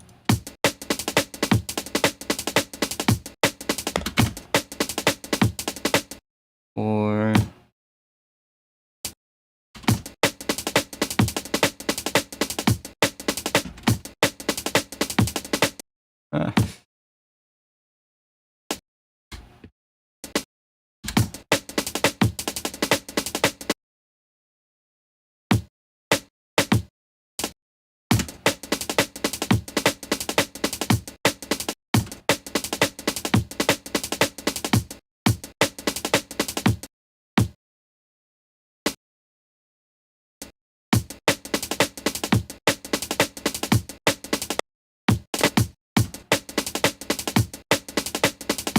Should we just do that?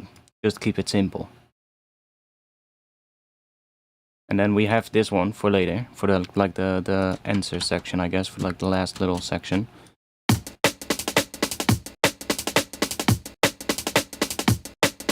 I mean, that's just the most simple way of doing it, I guess. Just grab this.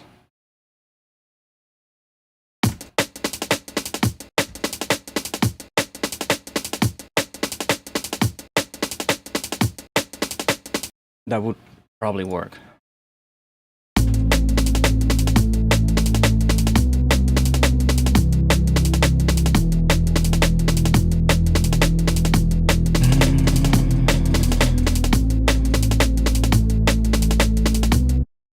Okay.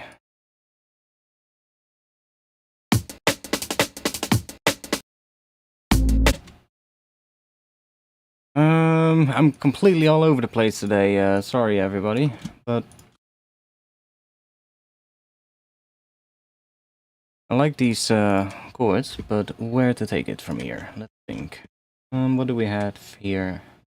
What other things did we have?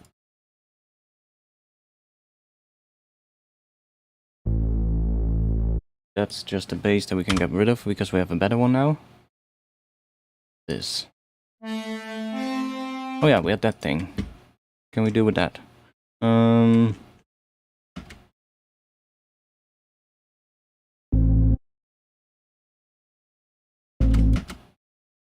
What if we just grab these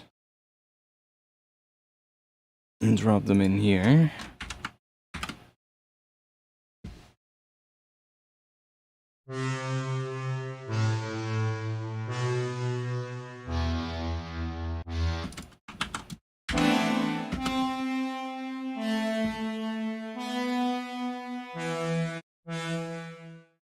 I'll just leave that like that.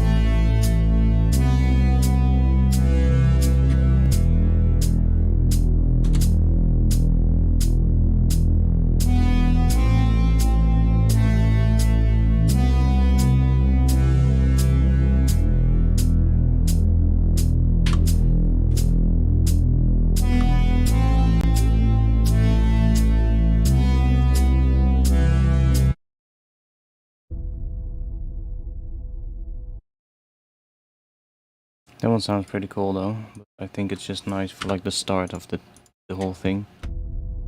Just having that.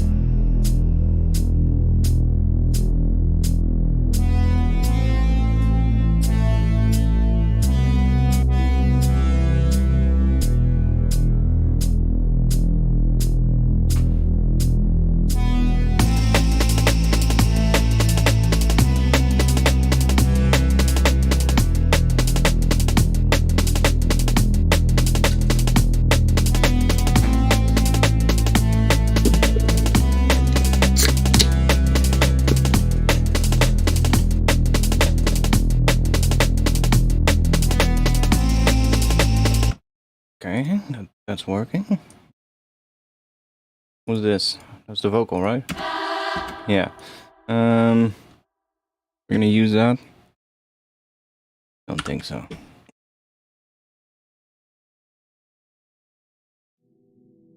Oh yeah, that was that pad. Does that still work?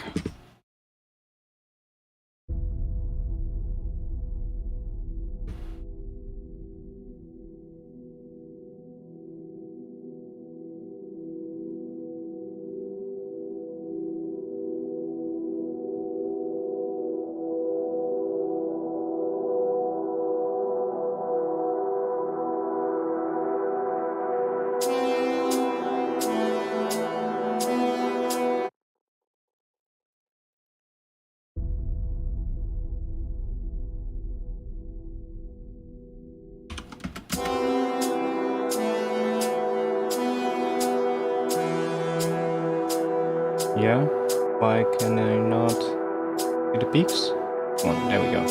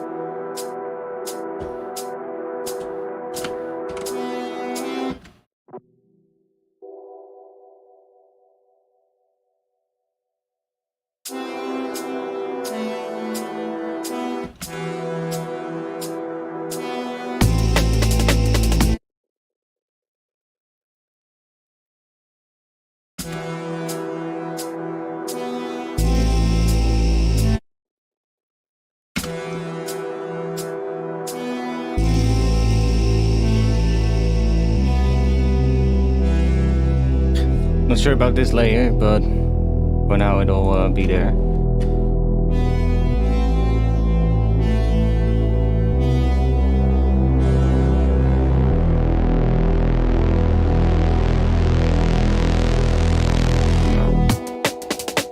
And there we're gonna have drums coming in, yeah. That's where we're gonna build up. We'll probably have to go away a bit from the chords here, maybe. And then here we'll drop. Something like that. We need a 5-minute intro. This would be 1:29. Pretty alright. Fuck short intros.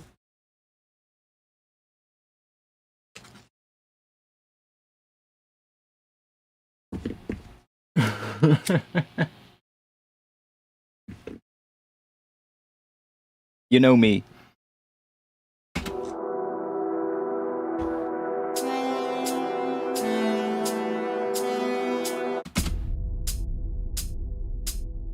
I don't really like what this thing does, so...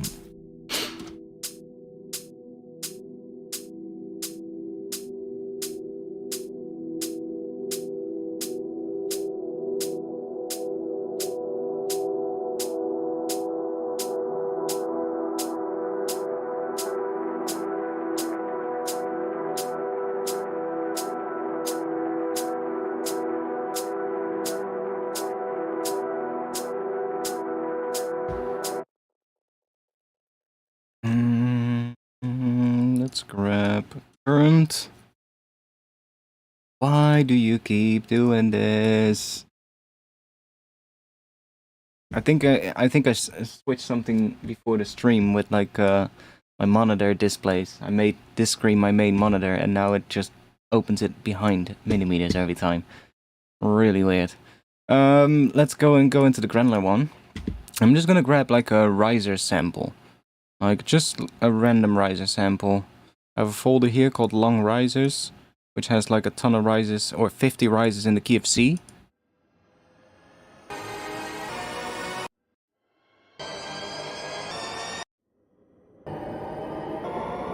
Maybe something like that, something a little bit less high frequency stuff. Let's just put that on 0.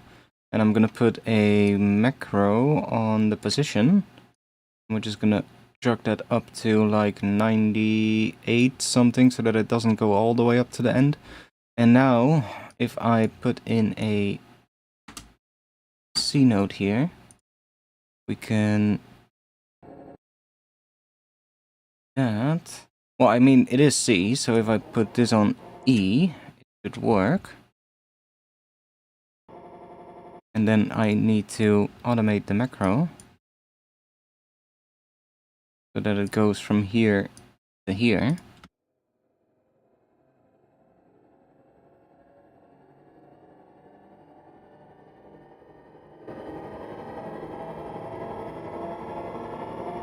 And we're basically making this riser now on whatever length we need. We can just chuck a riser in here, just a random sample, and it'll turn it into a riser that is exactly 16 bars.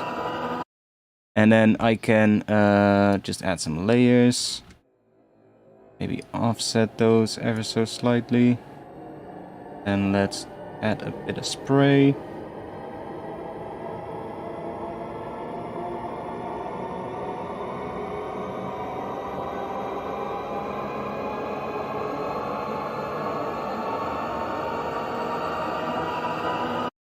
There we go.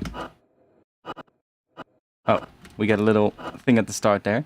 Let's... I guess we're not going to offset them. We're just going to have them all at the same. It doesn't matter because they're using a bit of spray as well, so... That's annoying. I guess it's going to go up from 1% to 98%. Yeah, there we go.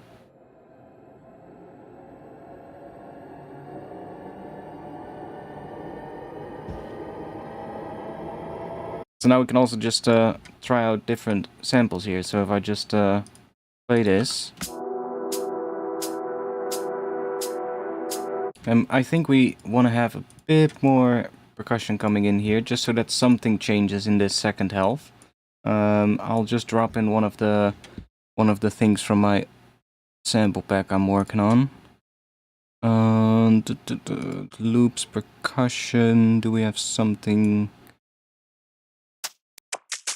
Maybe something simple.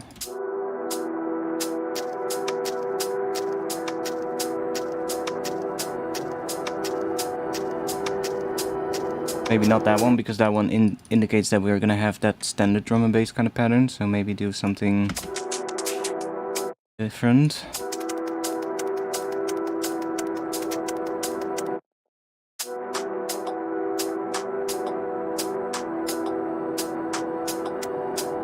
Maybe we'll do that.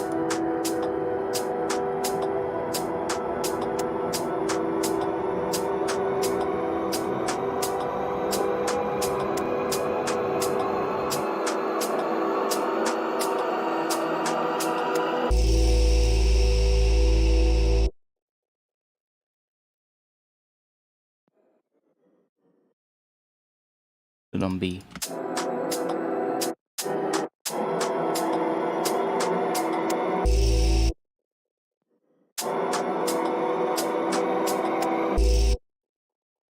Why does it work on C?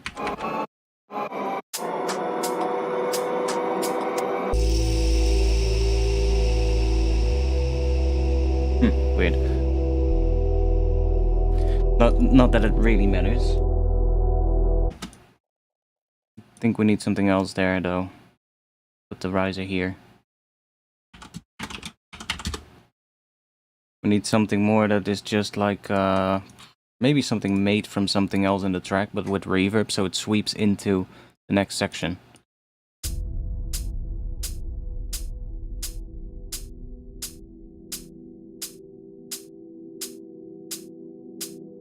Yeah, I want something in here, something like, I don't know, some kind of simple plucky thing or something. Well, I mean, I could just use a piano.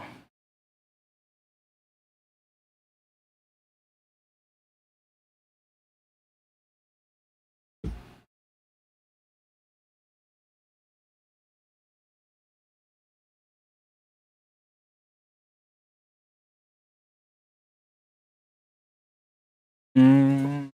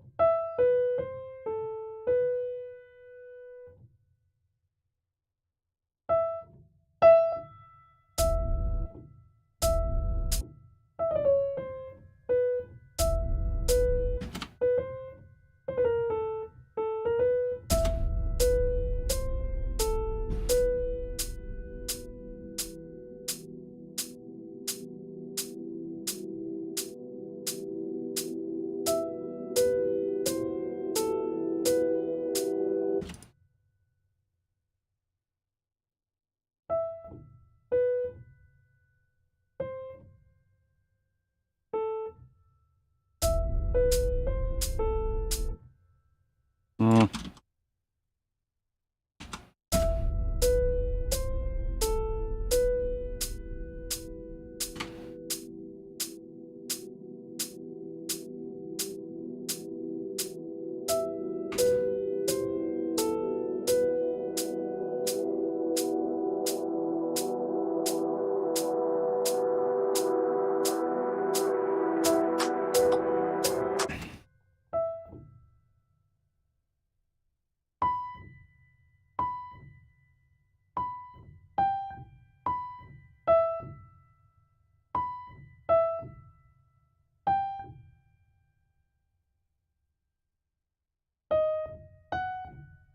Ooh.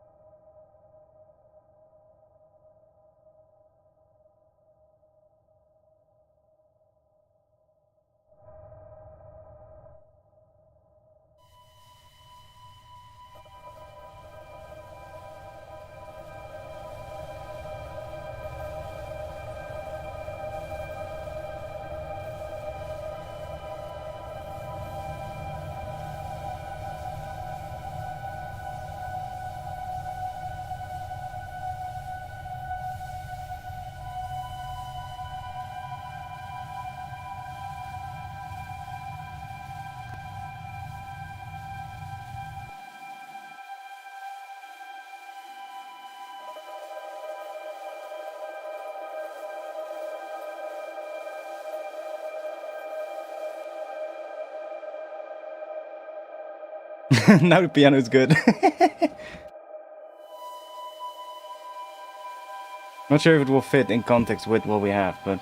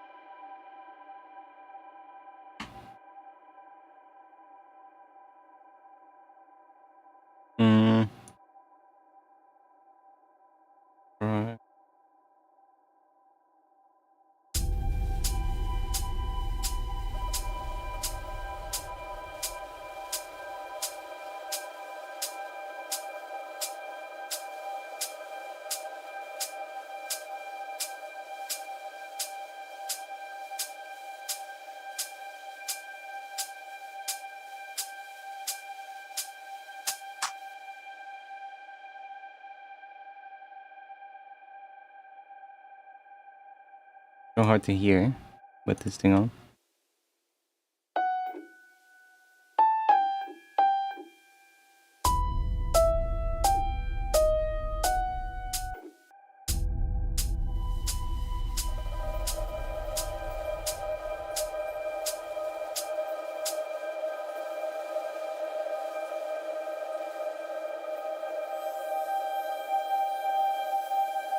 Like, it's not even changing notes necessarily anymore, even though it should.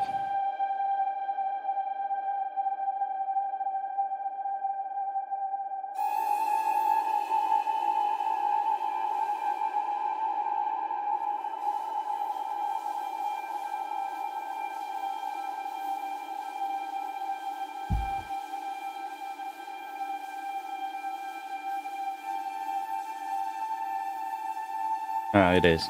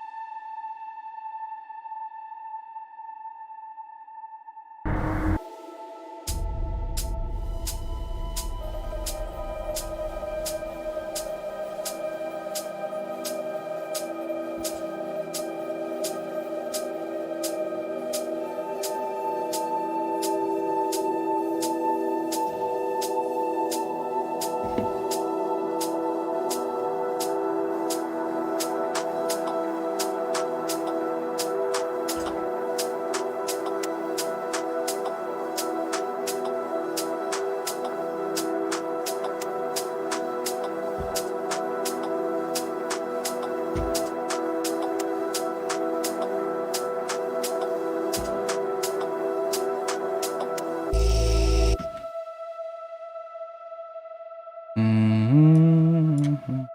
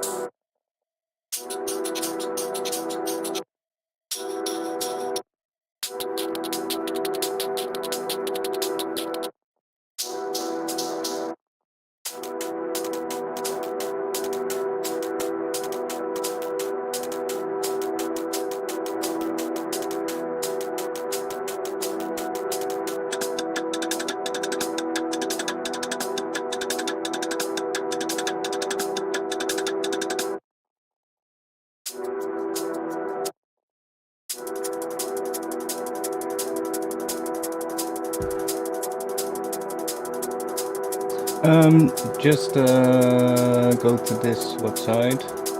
What? Stream could not be free. What are you talking about? Oh, one moment. I need to go and go here. Yeah, come on.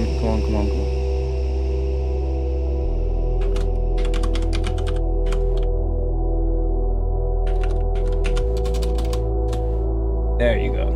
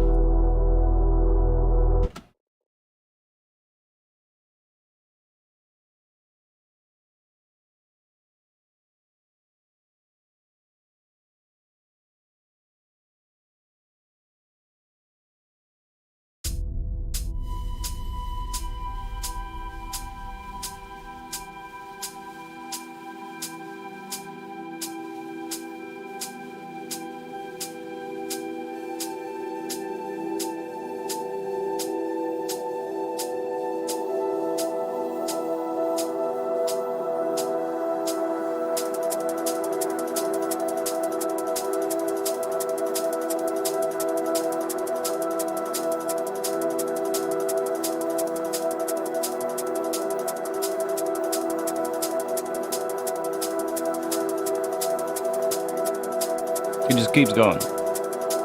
Okay. It doesn't work with this section necessarily.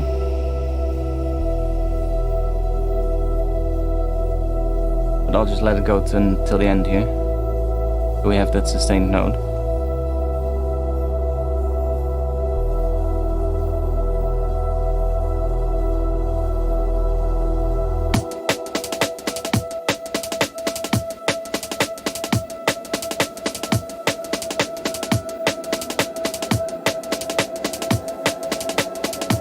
I guess until the end of it here.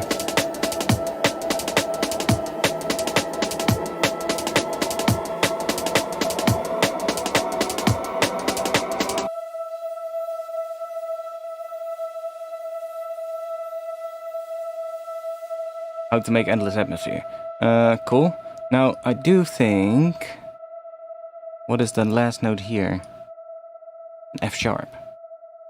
Let's see what happens if we grab this. And let's just drop you down here. Let's record this one as well.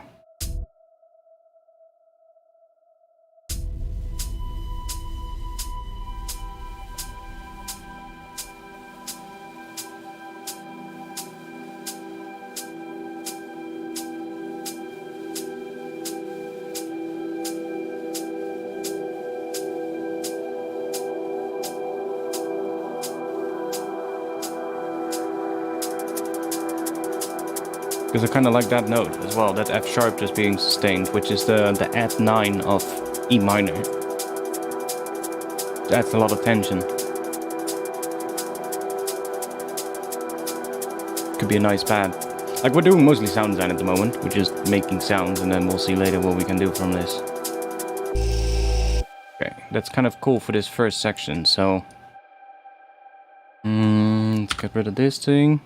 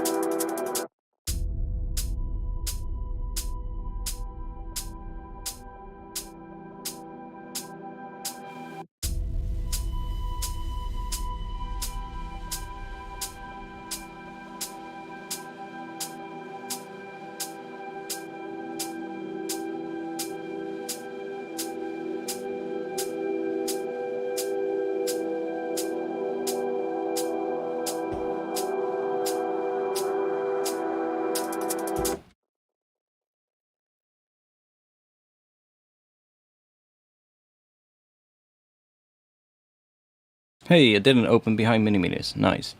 Let's see.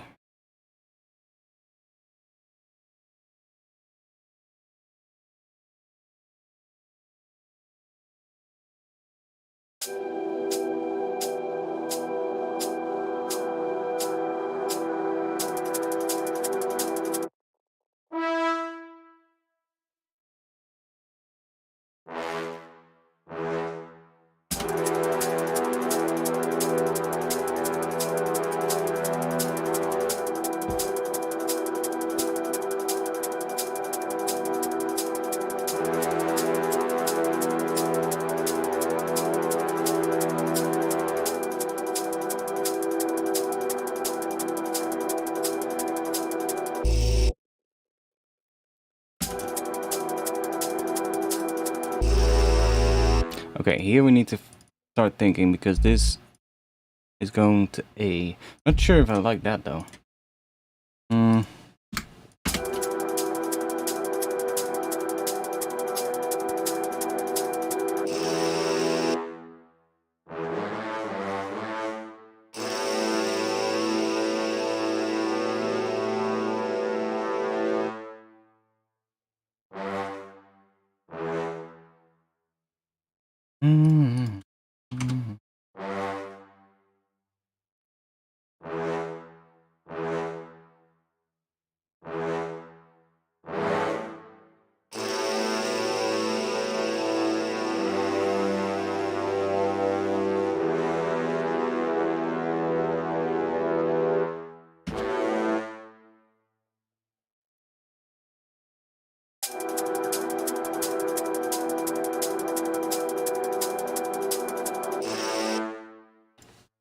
Okay, let's get rid of that.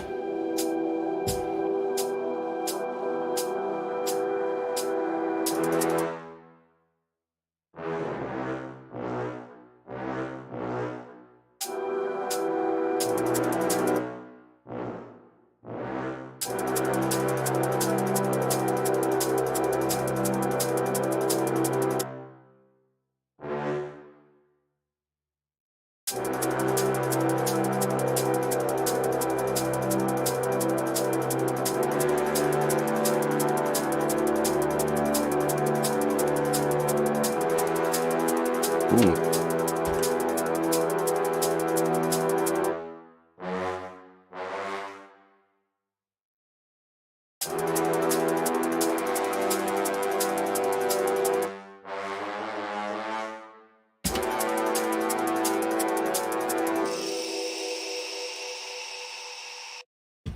Oh, cool.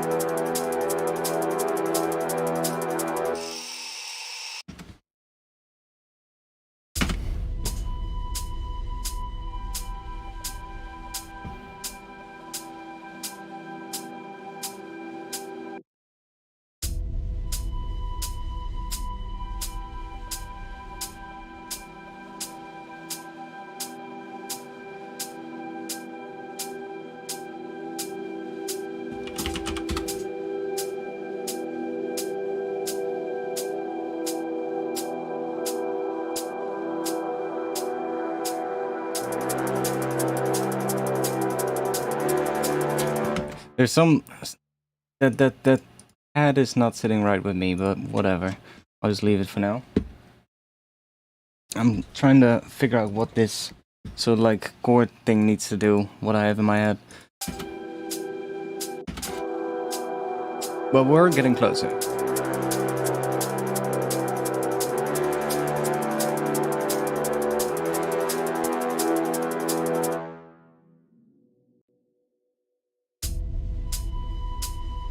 Let's see what that sounds like.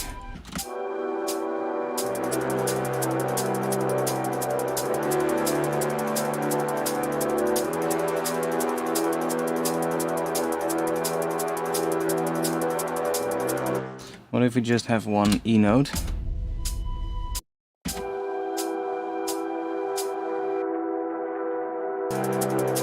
Might just have to go for a different pad for that one, but we'll just leave it for now.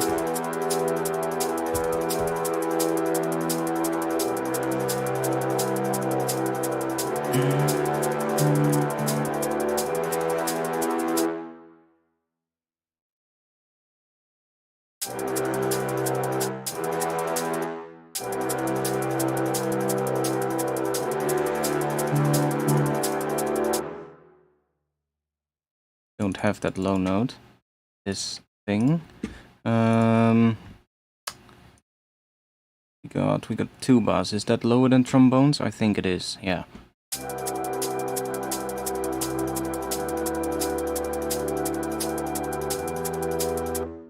Pretty subtle now.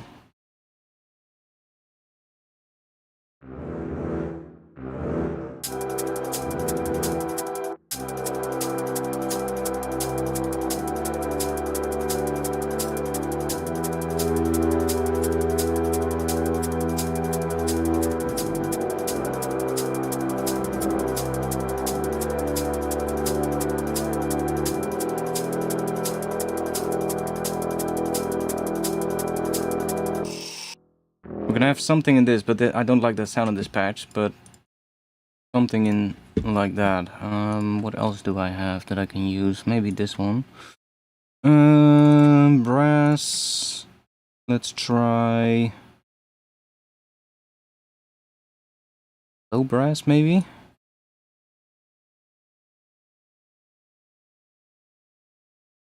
Dun, dun, dun. Give.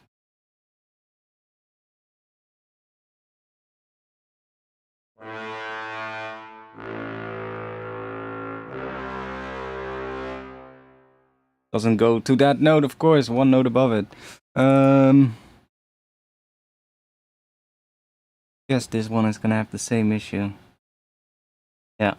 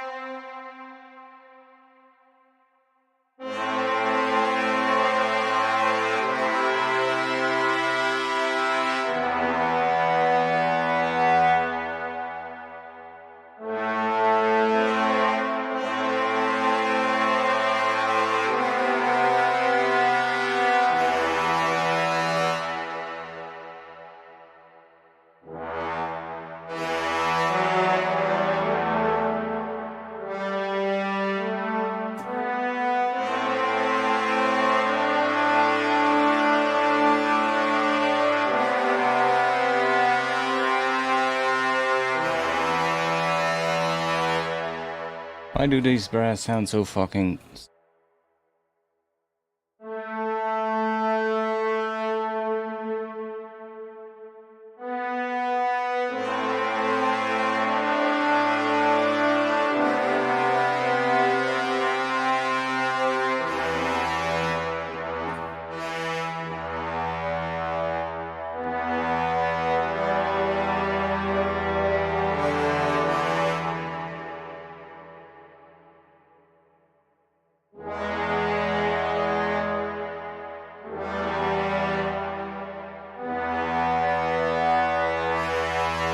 Why is it... That's so annoying. Sounds really beautiful there, but then gets that really harsh sound on that note. Do I have a better one? I think this is brass as well. Yeah.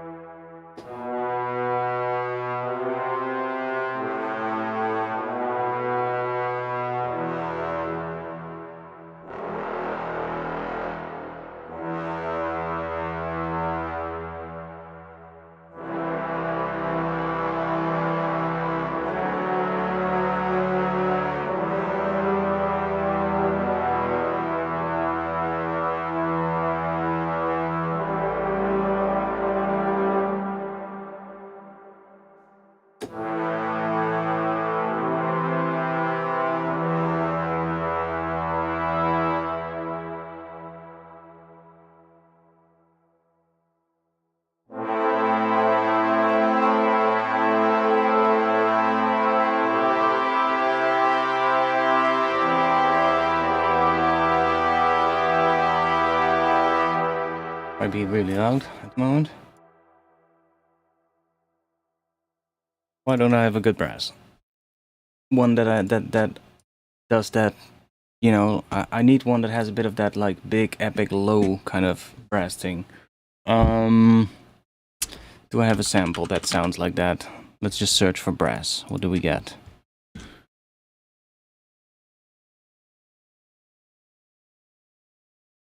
Brass one shots. Do we have one that sounds maybe nice and low in here?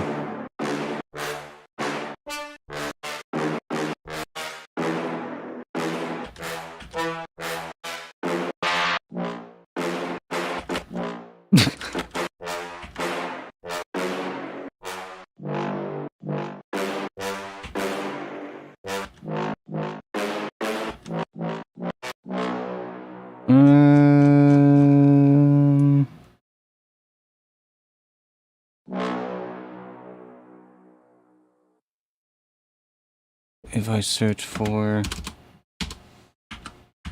that, we get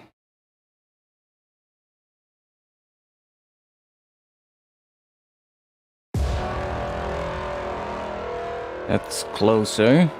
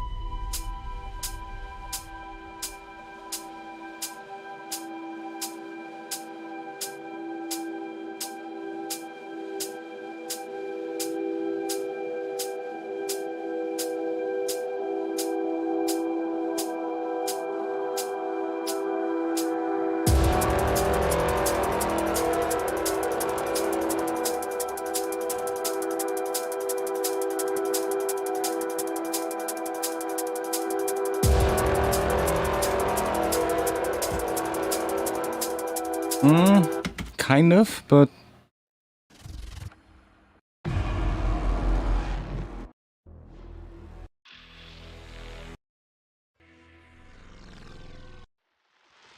why are these so quiet?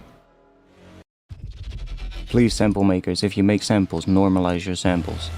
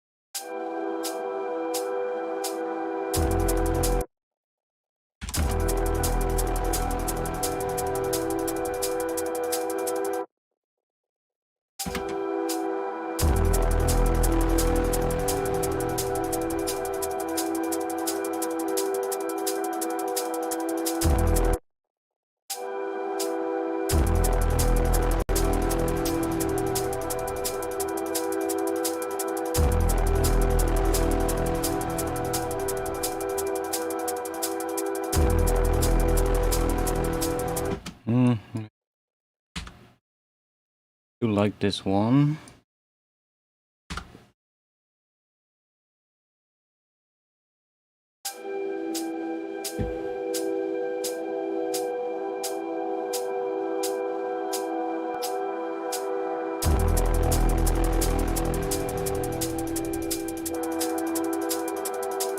I think we can have a better pad here still. I really, this pad is really annoying me. It just sounds weird. Like it's clashing with things.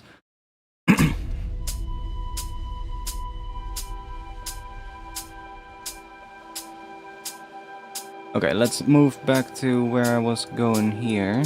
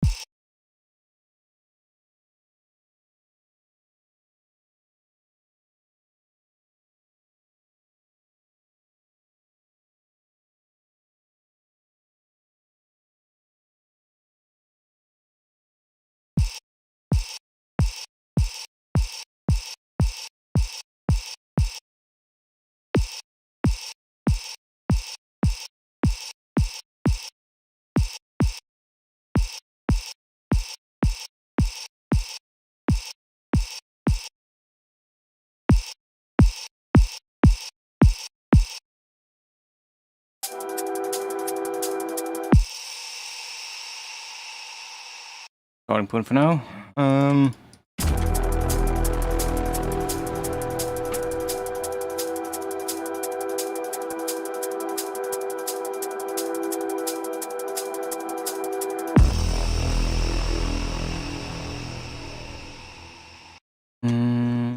The other thing that we have.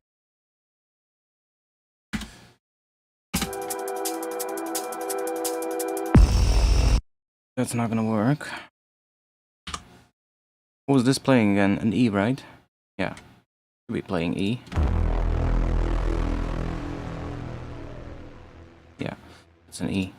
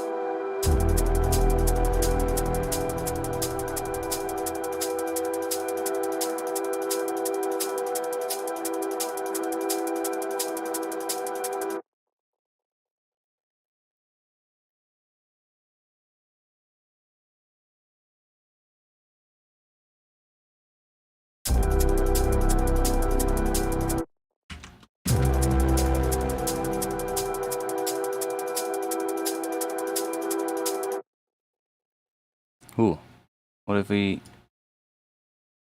add?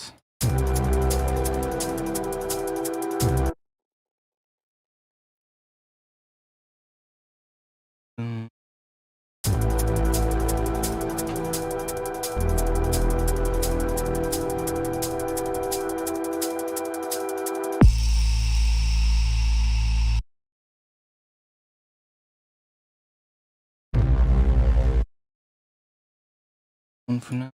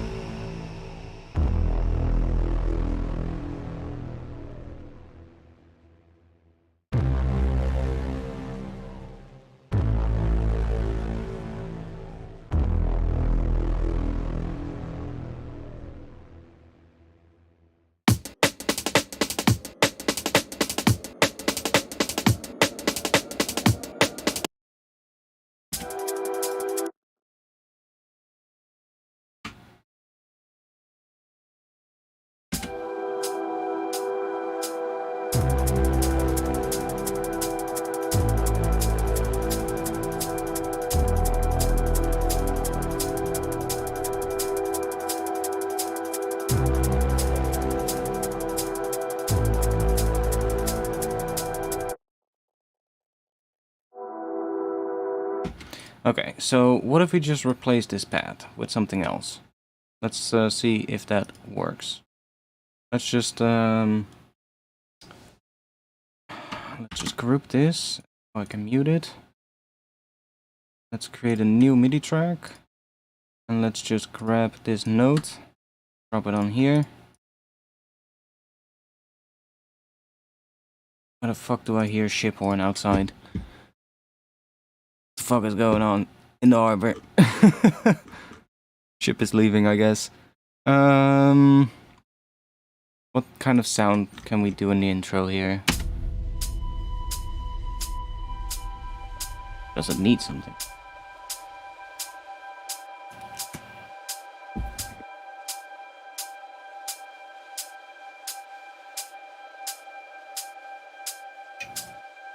Does need something.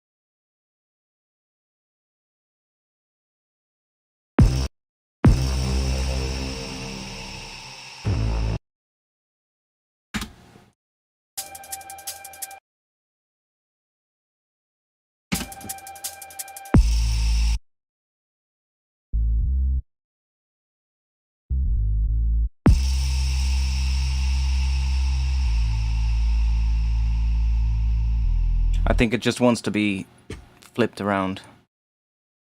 That's this as well, I guess. 7 to 4. Yeah. So if we do that,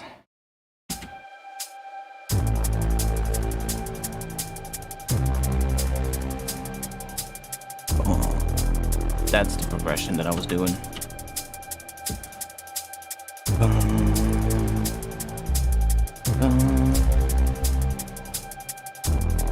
Yeah.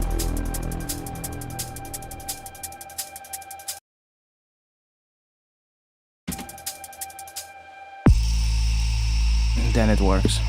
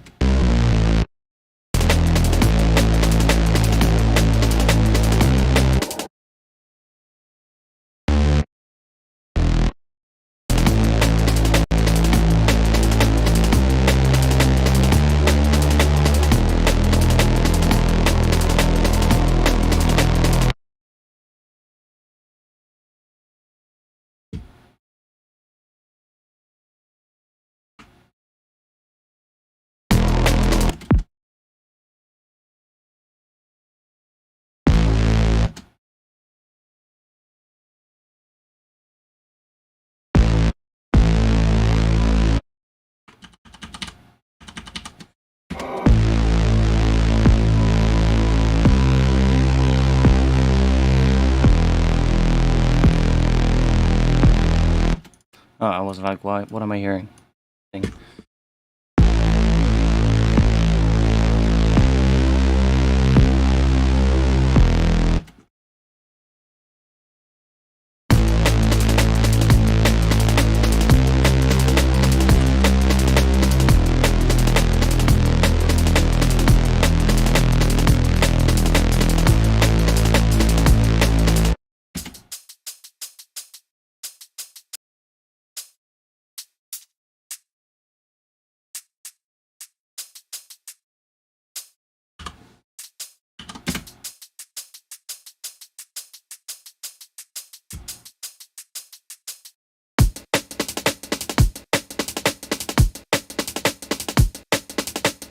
Hmm.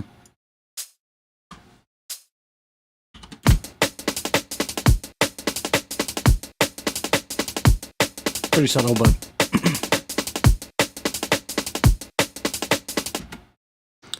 we had another piece, right?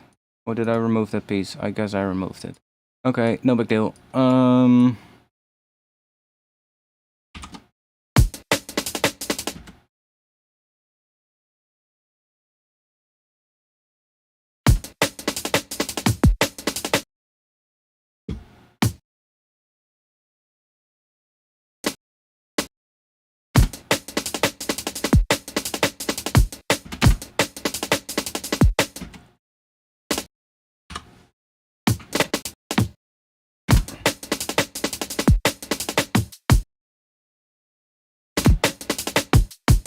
Obviously we're getting some issues between the kick and the kick from the break, but that is something we can fix.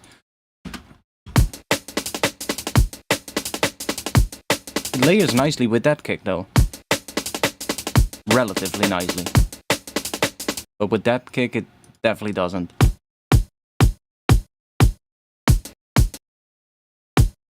Not too bad, but...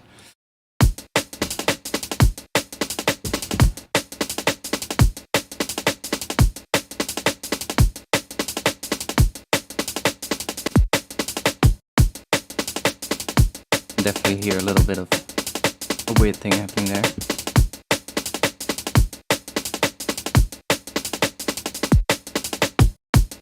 Yeah.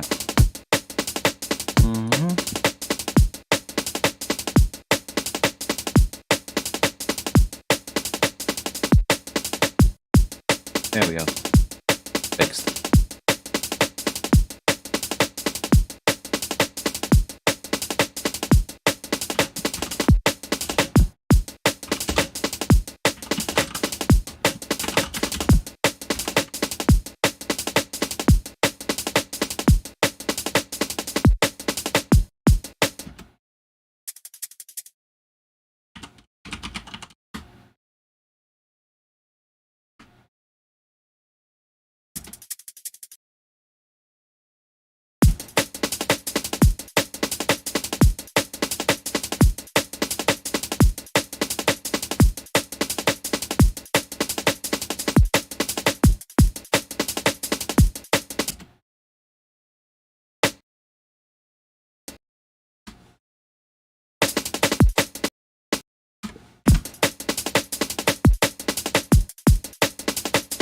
Maybe we'll do that on the last part. Let's see if we have a different snare. I think they all sound the same.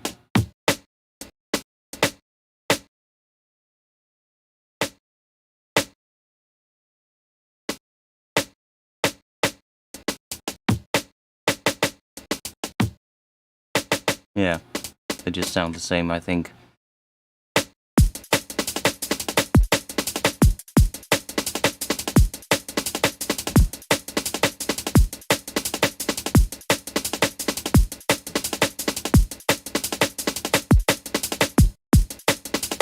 Yeah, that works.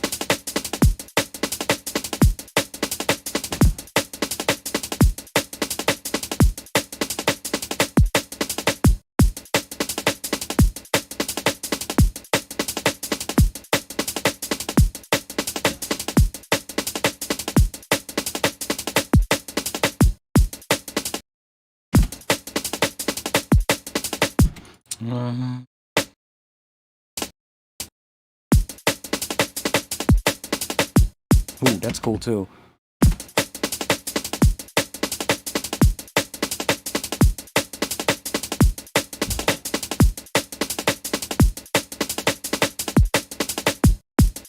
Yeah, that's nice. That's nicer. Let's just consolidate this leg section here.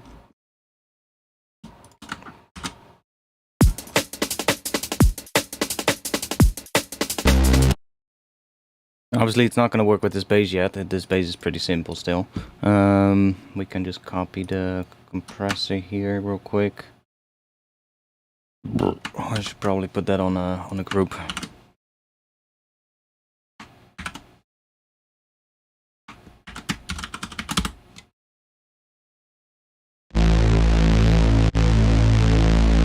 So that is working to the kick.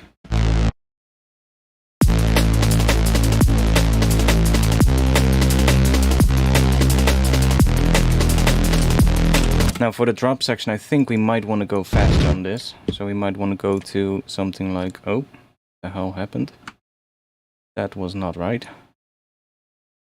Oh. Okay, weird. Yeah, we definitely want to go faster on the drop. We might not even need that extra bit there. Because this pattern is what we're gonna need for the bass, and then everything interesting is gonna happen on top of that.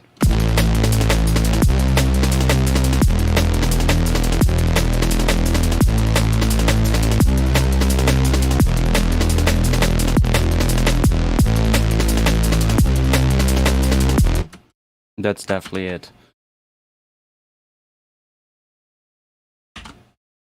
See, we're getting somewhere. It just takes a little bit of time. I can already hear the higher thing on top of this, so that's just in my head at the moment.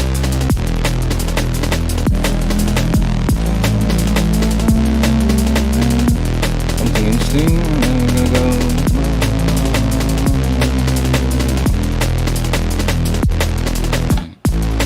Then we're gonna go into a B section after that. I need to piss. I'm gonna quickly take a little bathroom break. I'll be back in just a little bit, and then we'll continue working on this. I'll just you'll just have this playing while I'm gone. I'll be back in just a bit.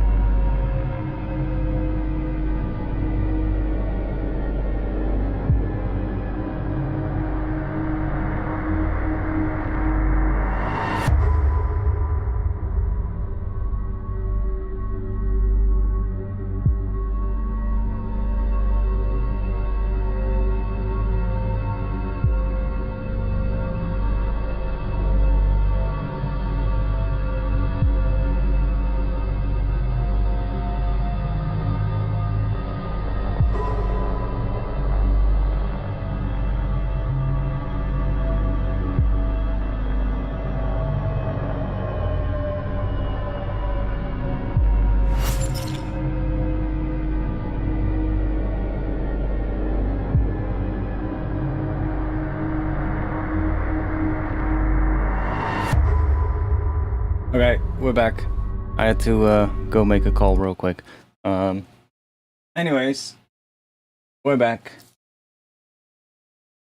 So let's check. Let me listen to this thing real quick, and I'll record it as well. See what we have. I do like where this is going here. We're probably gonna have to figure out the top layer for that. Could maybe do something with a vocal for that. That might be easy if we just grab like maybe some kind of a contact. Well, I was trying the choir earlier. Maybe actually choir would work now with that bass. But maybe like a different layer, more like a, I don't know, more like a solo vocal or something. I have a couple of libraries that are like more like those cinematic kind of female vocal things. We could maybe use one of those. Anyways, let's have a little play through this and then see where we go from there.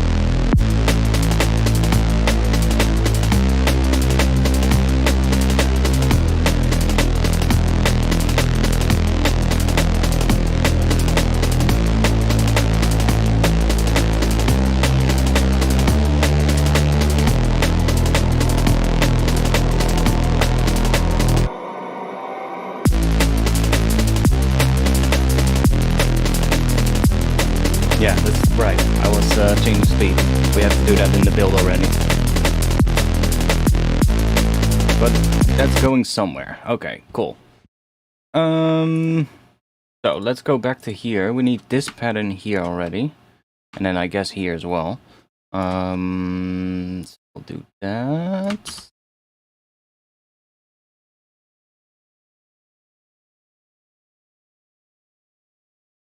Go. This, I'm not too fond of what the intro does, so I'm not too worried about it now. I really want to get this section right, because this section is kind of cool.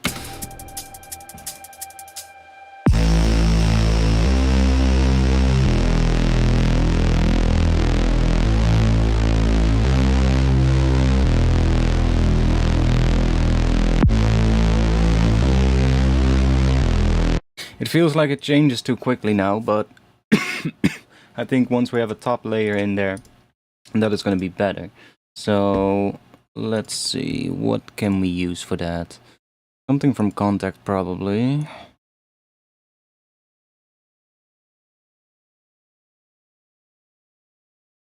Maybe that one? That one, I think.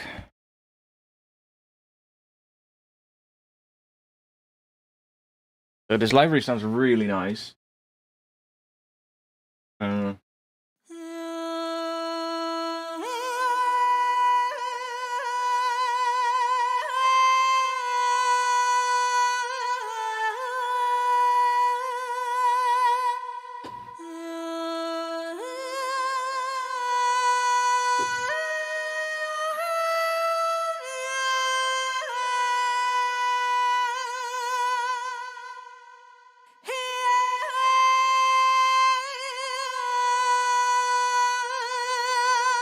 Like maybe even just something like that on top of the...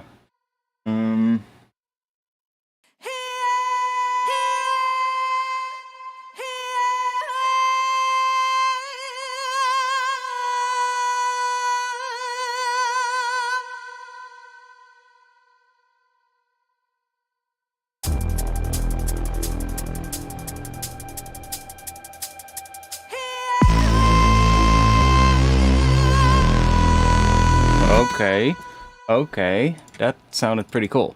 But then I do think it needs to be slower.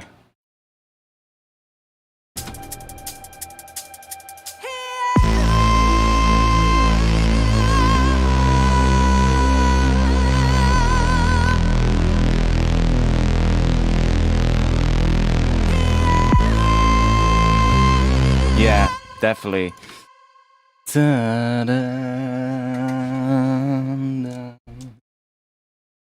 That could work.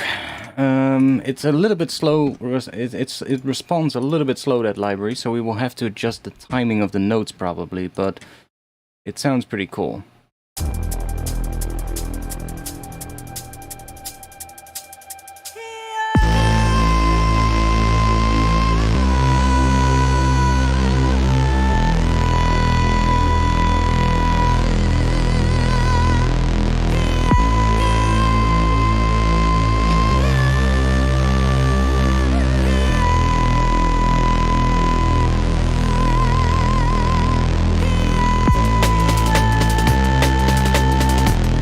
The rest we'll have to see, but that first part kind of worked.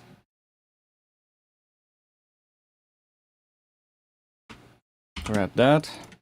So let's make sure that these are overlapping first of all. I'm going to just quantize it to the grid. Just do that. Make sure that they are that. And then let's just up. And let's just take these and make sure that they overlap.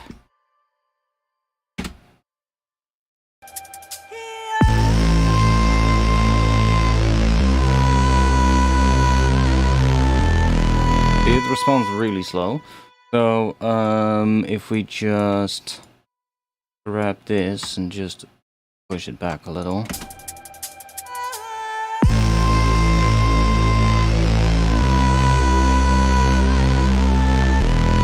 That would already be better.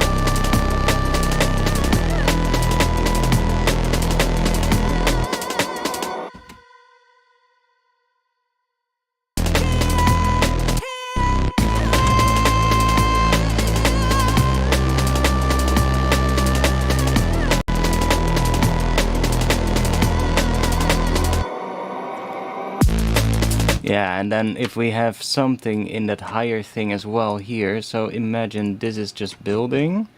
Let's go and go to that riser real quick so that it ends properly. And just put that right there and then top that off. So that's just building. Well, it's still a bit rough here, but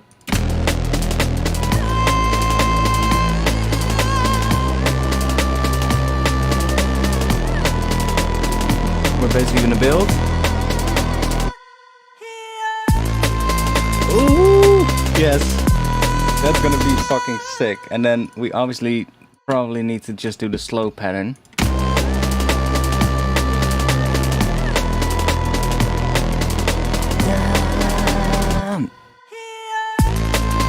Yeah, that's gonna work. And obviously it needs to, I guess we want the vocal really only on those first two parts. And then on the last part, we kind of probably want to have a different bass. Or like a response bass that plays on E. Which could be more rhythmic as well. Which could do more like dun dun dun dun dun dun dun dun dun dun. Something like that or something. But we're really getting somewhere now, which is nice. We had a little bit of a struggle at the first part of the stream, but this section is going somewhere now. I do want to check, because I have a couple of other libraries similar to this one. This company, 0G, has made a bunch of libraries in combination with Clara. Clara Soros is her name. And she has done these vocals, and they're amazing. Like, these libraries are really good. Like, I haven't heard much contact libraries that are vocal-based for, like, solo vocals. Like, solo cinematic vocals that sound good. Especially with, like, the legato patches. Most of the time they sound really robotic and, like, really not natural at all. This one, I mean, it's never gonna sound as good as just having somebody, you know, record it for a track, of course. But it sounds pretty damn good. Like...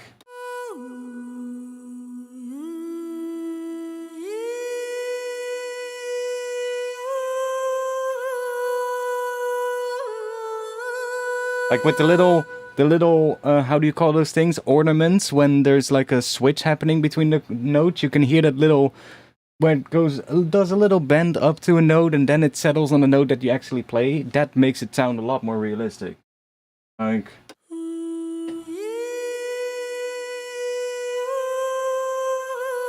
that little...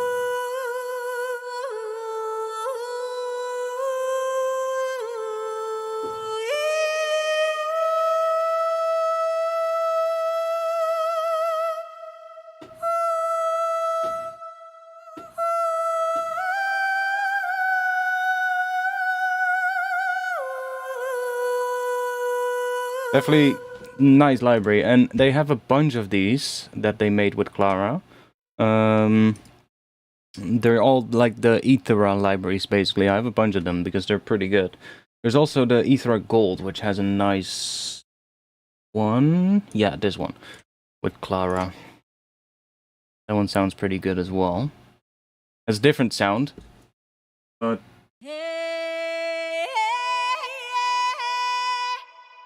See, so...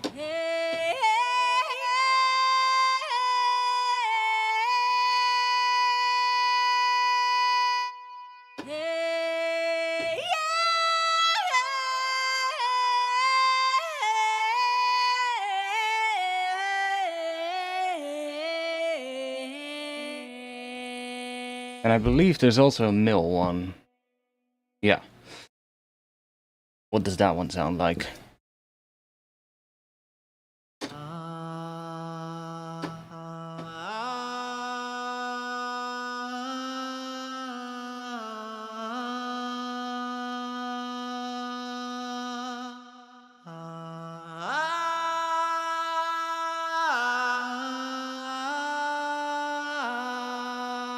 Maybe. I think we need something more vocal for a more female bass, so... we tried Sahara vocals. Let's try the Atlantis one. That one has a... similar to the Sahara Voices one, but just sounds slightly different.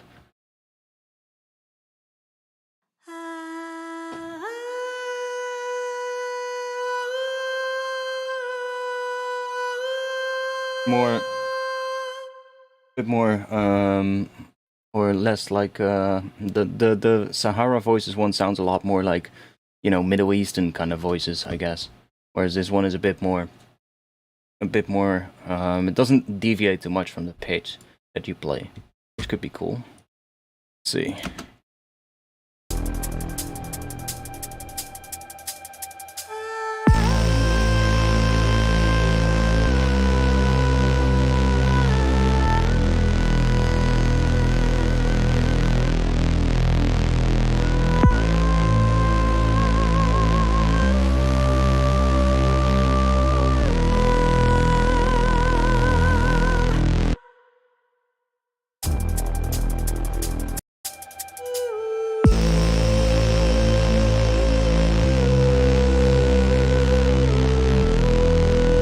sure. Does the velocity do something in here? Don't think so. No, velocity is just gonna be the same, so it doesn't matter.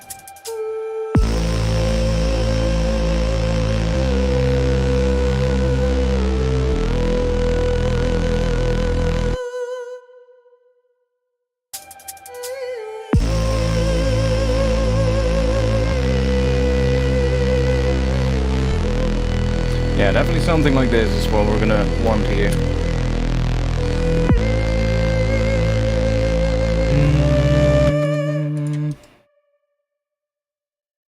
So far, I think I still like the one from Sahara Voices a lot, but there's a lot of these pitch wobbles in there that happen mid note, mid sample, and you can't really control that. So,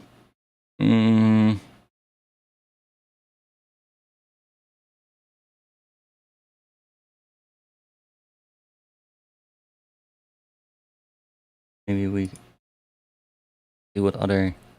We also have this one.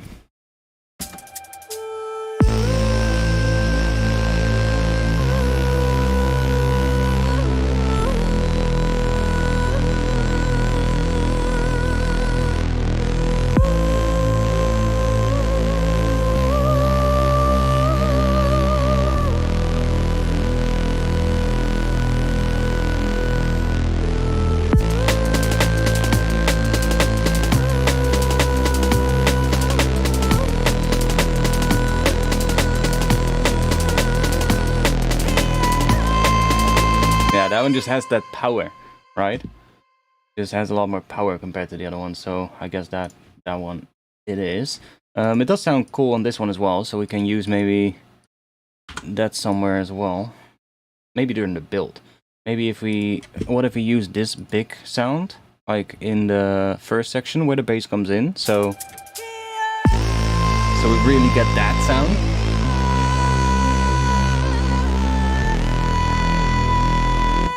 And then on the build, it switches to the softer one. So if we just join these two together, and then I have to look real quick where that key range is, because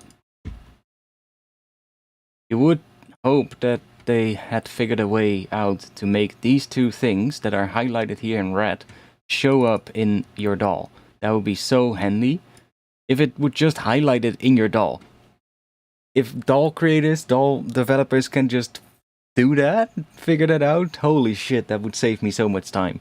Like, those two, just highlight them in the DAW. I know that it's going to be different for every DAW, but it would be so helpful. Oh, I was right. Exactly. So if we put that here, just to make sure that these are all, let me do that. Put it right before that first note. And then on the second half, so right here, we want to switch that to C sharp, which is the softer sound.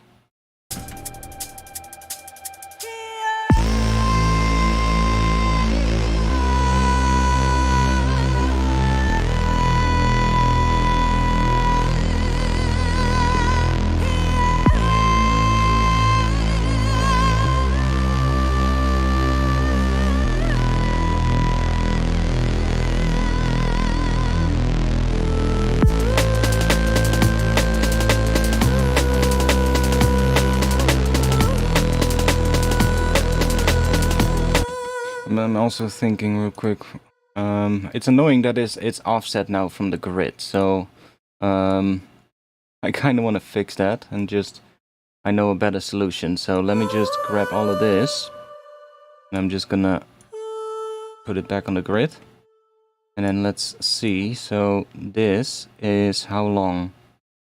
Can you just show me the time of that in the bottom left? That would be nice. That is 174 milliseconds. So if I just set this one to minus 174, we're gonna get a latency now. We're gonna get like delay on the entire project because it delays all the other tracks with 174 milliseconds. That's what this does. If you do a negative number on a track, all the other tracks are gonna be delayed by that amount to keep everything in time. So now we should still hear it in time. Yeah.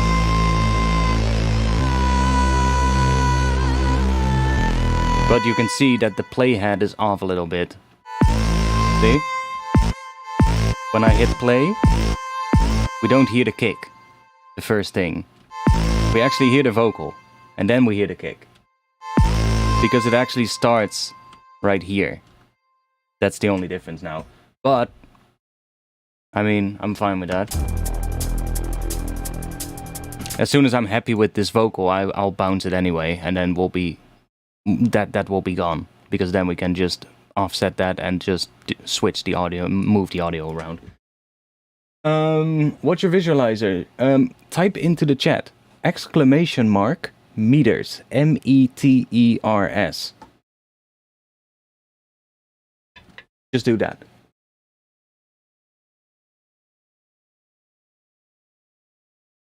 And it'll tell you.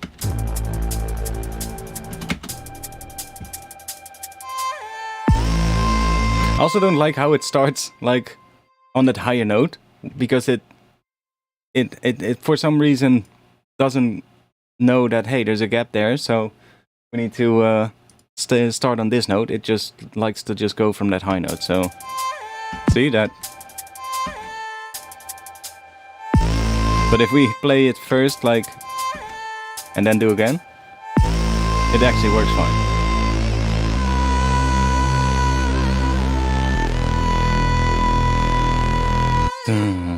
It kind of wants to stop there, I think.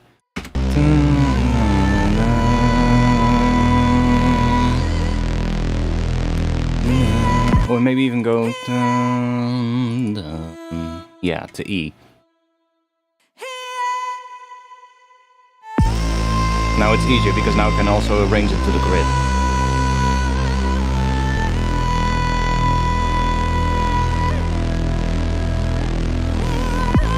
Yeah.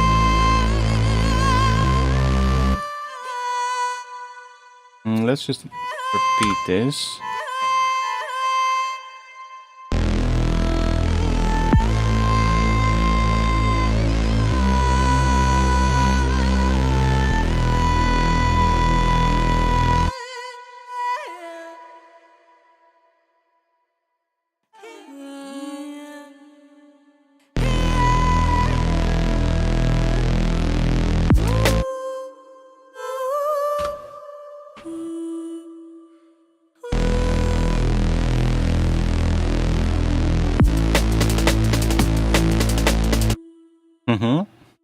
It's really subtle, but I kind of like it though.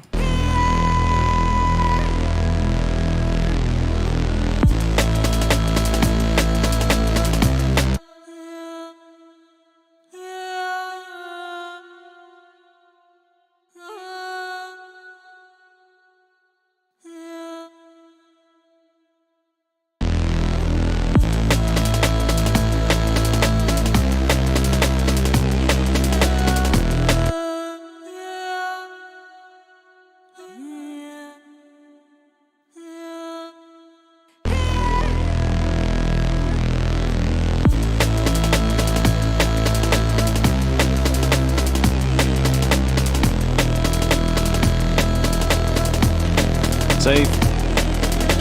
That's kind of cool. It does want to go here to something else though. I'm kind of... I'm hearing... what is it?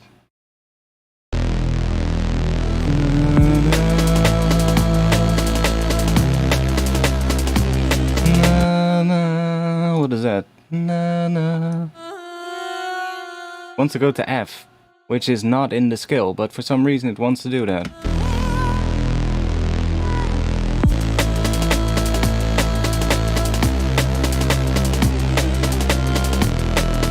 Yeah.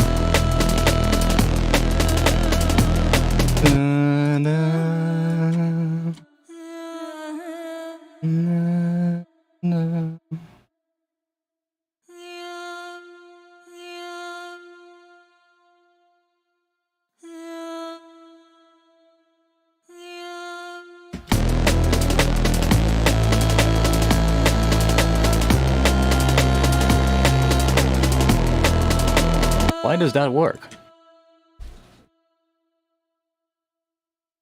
Why does that work? we don't have a piano anymore. Let's grab a piano. We need to figure that out. What is happening there? So we are in E minor, which means... Okay, now we have a huge delay when I'm playing.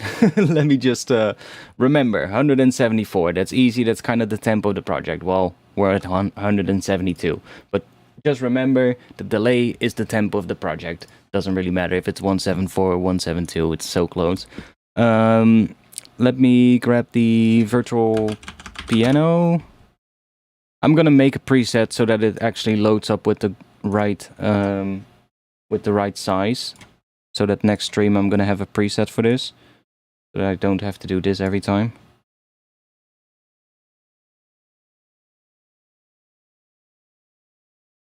But there you go. Okay, so we're in E minor. I can try and move the mic so I can actually talk while I'm playing. There we go. We are in E minor. But we're playing a progression in the drop that does... Let me go up a little. That does A minor 7, I guess, or A minor, just A minor, to C major, to E minor. That's the progression we're doing. So F is a semitone away from that E. So it should not work, but it works. It wants to go to F for some reason. So...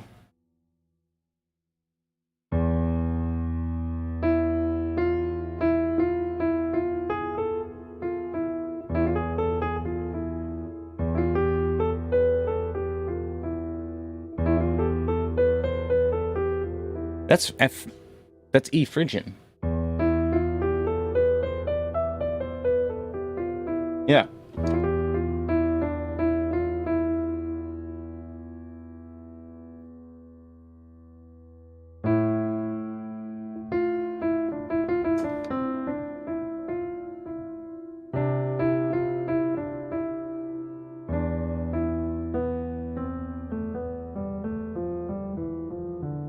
Yeah, it does work.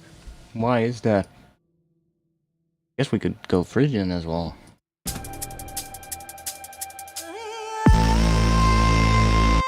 This bass line, I guess it would work in Phrygian. Because it doesn't tell us that we're necessarily in E minor. We're not using that F sharp. So, as long as we don't have chords. But I think as soon as I add chords in, we're gonna have some different thing. And I'm gonna hear something else on here. But we could also switch. We can also go from E minor, and then at some point say, well, in this section, we're gonna switch to the Phrygian.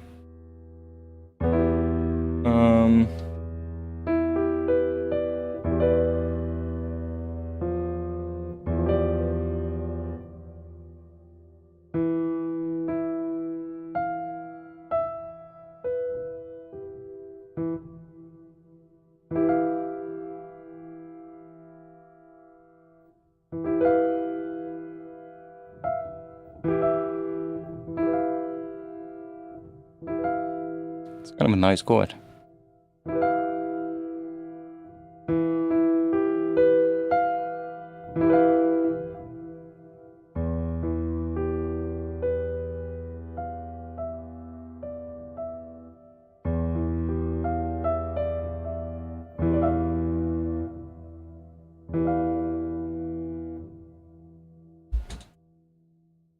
So if we have A, and so A, let's say with just E, then we get D major, and then we go to B or E with that.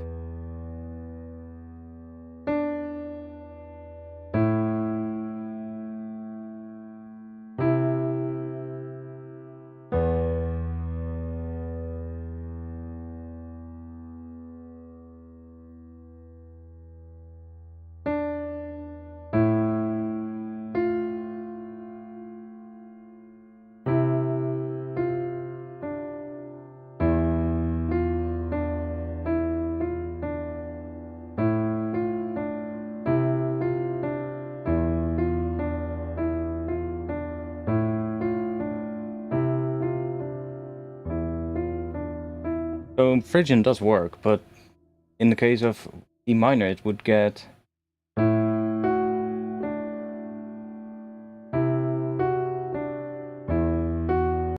that, but then we would probably choose something else here. Probably go for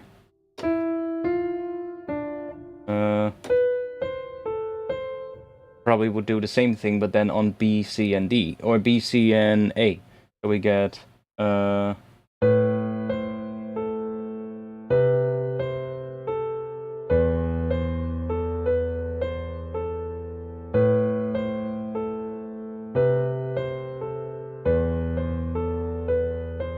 see, in that works in the case of E minor. So that those work on top of those chords. So I'm not sure why I suddenly hear that in the for the vocal that it goes to F, but I guess if we see here it sits around that. So we could switch to Phrygian for the build. Even though it might be weird. But try it out. Yo, Angelite. Stream today is a bit all over the place. We're just making stuff, but we did find something that I start to like now. So we're having a little think about where to move from here. But I like where this part is going.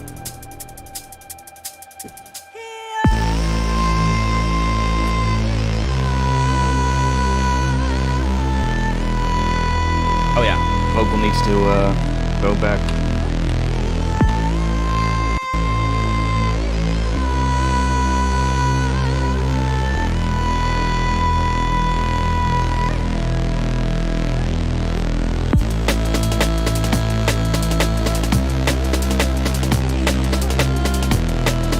Yeah, it just wants to go to that Phrygian there.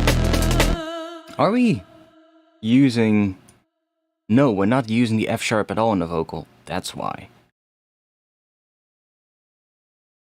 I'm thinking we might just go with F Phrygian for this one, F minor. But then what would the chord progression become? Let's see. Because I was thinking at that A, and I need to get rid of the latency. Go. We're doing A minor 7.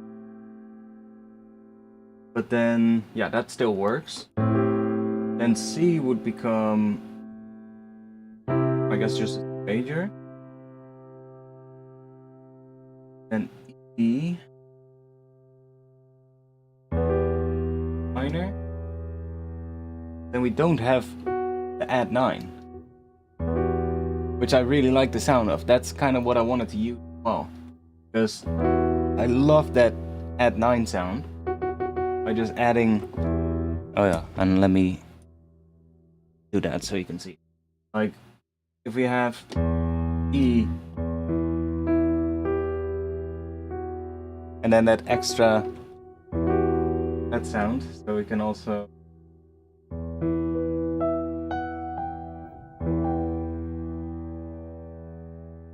Yeah, like I'm thinking what we can do. I love that. Such a nice sound.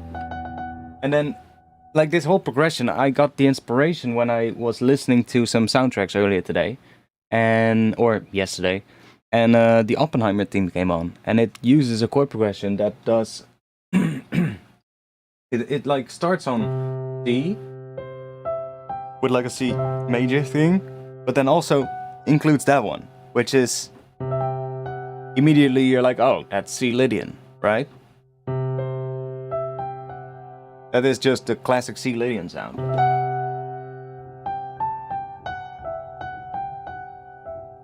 But then it goes to A, and then goes to E, and then we're like, oh, that's home. We're E minor. And then it starts repeating A to C to E. And that is kind of the progression we're in.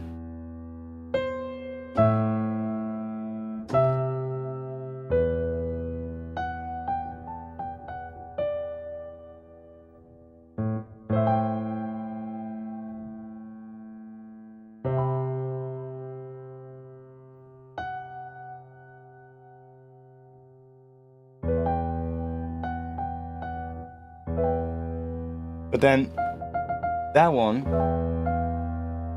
I guess we can modulate to it in the build. It works with the chord, with the bass notes though. Like that would work in Phrygian as well. The bass notes would be the exact same in Phrygian. In fact, I think the chords would be the same as well. So, because at the base of it, it's just an A minor to a C major to an E minor, right? So, and I'm not necessarily even using the thirds in a lot of them. Like, it's more like I'm playing, like this whole thing, it's more doing, let's see, A with an E. It's more doing that to D with an E. So you get the major interval, and then more like an E and a B. So you don't even get the minor third in two of the chords. So yeah, I could go, indeed I could go with sus2 or something like that. But I really want to have like some spice in there, I think. So, especially because we have those big things here, where the bass becomes... Like, I want some chords behind that to do a really interesting sort of like, I don't know, just harmonize it interesting.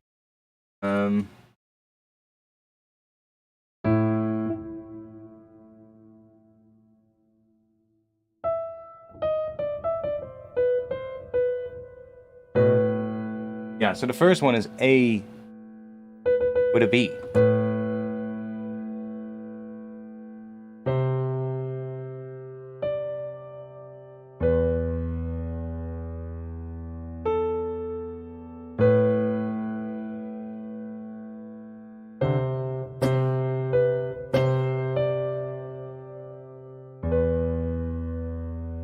Right.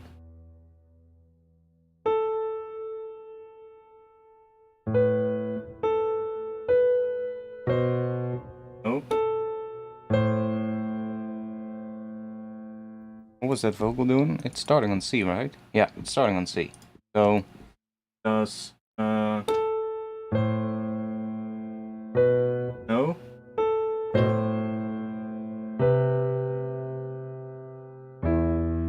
Right. So, that's kind of what the thing in the vocal was doing. Well, that one is technically a B, and then it goes to E. But, so it's, A minor, then we got C with a B, so that would imply a C major 7, right there. And then just to E with a B, which would be, well, could be E minor, well, it would be E minor in this scale, but we're leaving out the third. So,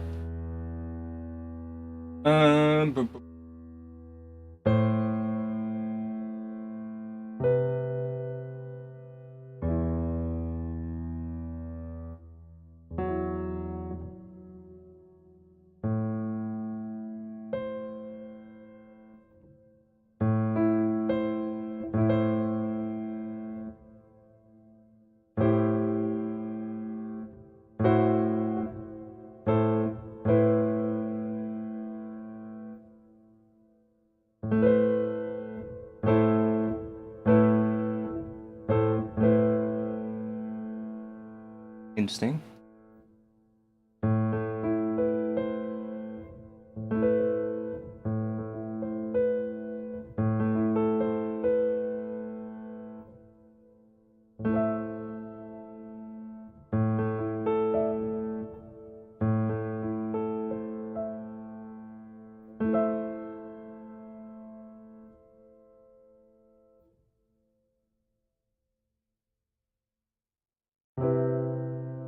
For the C, I can definitely include that B there, so we get that I know.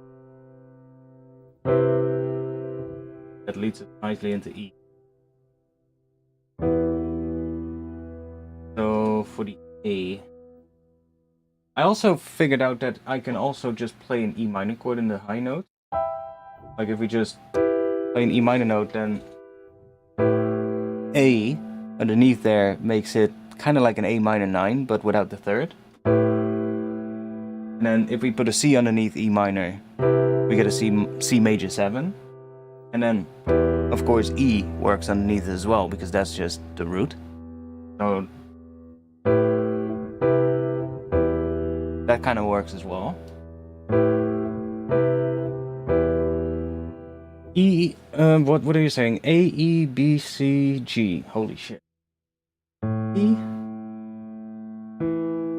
E.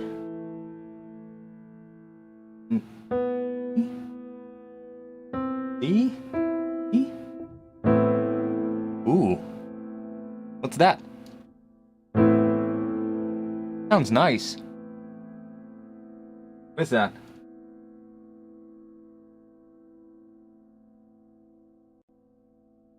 Oh, it's an A minor at 9.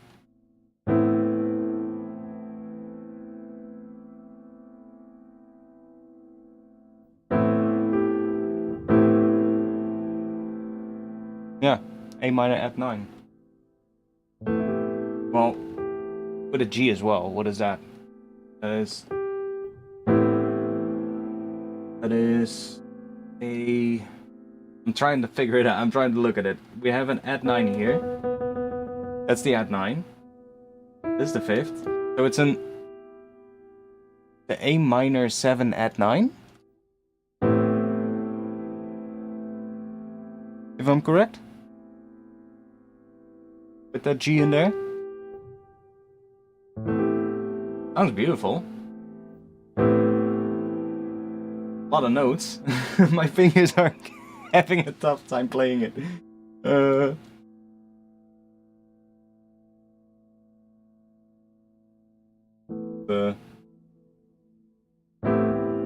Again, A. That. Nice chord. So there we have the chord.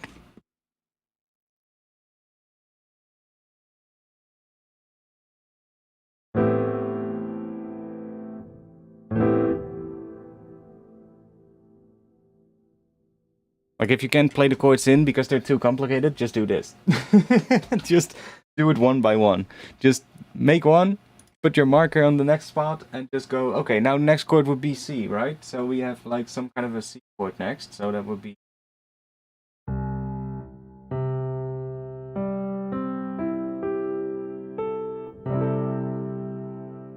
What's that?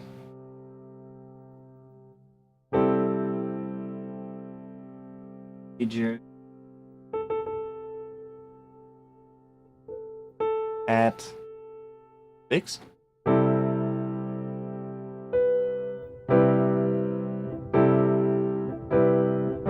Not sure which one work. We have... Guess that is one. Maybe work.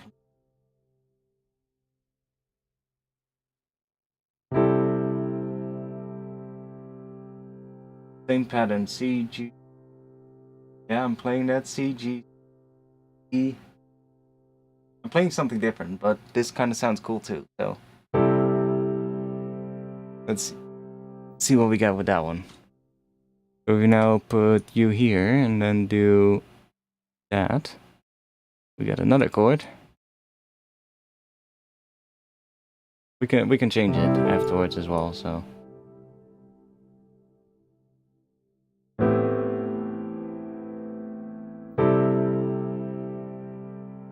It does work.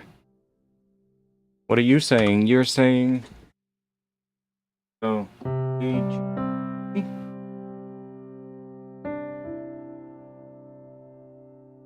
E.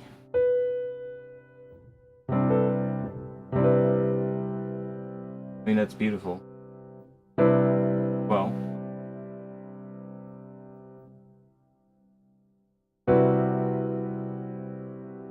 Ooh.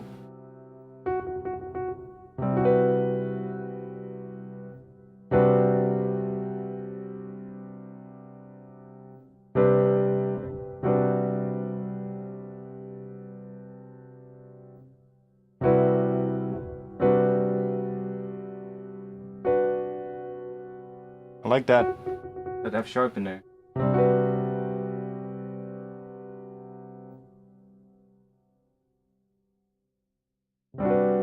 Yeah, me too. I love this as well. It's like, even though I'm not the best at it, there's some really interesting things to be found when you start messing with like interesting harmony.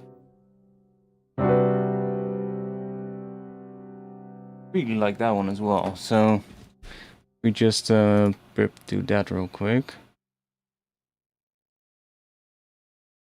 That last one.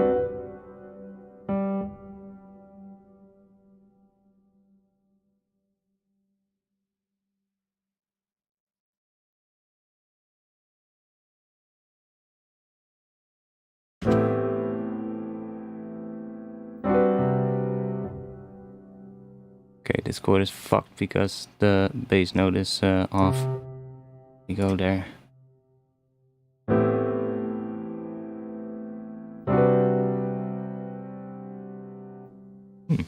Might work.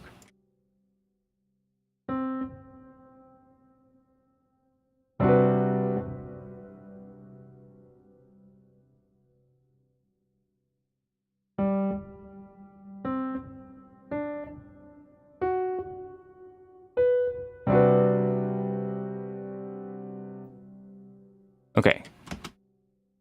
Then we have E.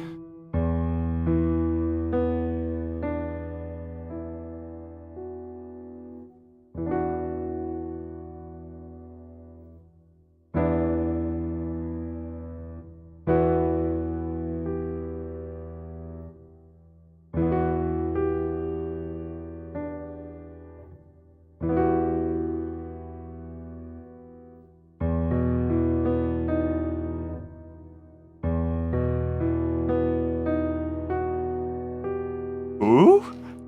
D sharp? Why D sharp? Oh, that would be from a harmonic minor. Ooh, I love that. B major over E. Not sure if that's the right one for this chord, but that could be an interesting one for like a variation. Because we're probably gonna have like an E minor here. Like something like that, but then with some extra note in there to make it interesting. But what if we, and then at some point we can also swap that top one out for like a B major. Ah. Thing. Because like the fifth of that E is B, right? So, and then we can, whew, that's interesting.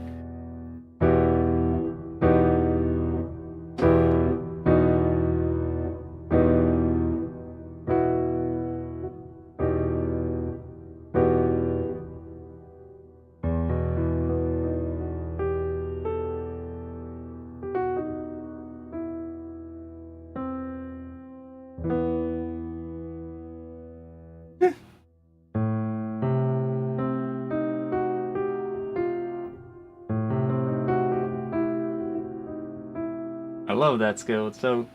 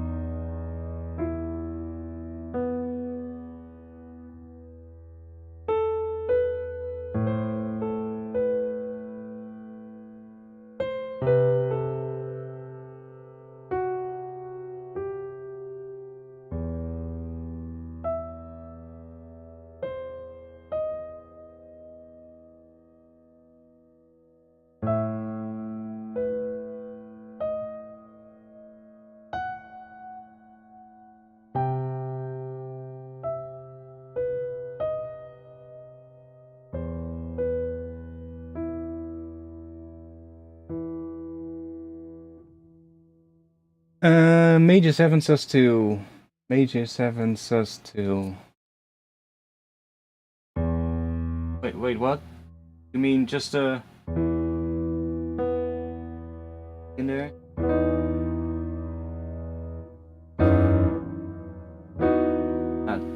Oh yeah, that is what it is, you mean. Yeah. It kind of depends on how you look at it, I guess. Like if you have the F sharp there, I would say that's in sus2, but if we play it more like here, then I would say it's more like a D major over E. But it does pull you back to A minor a bit, I think.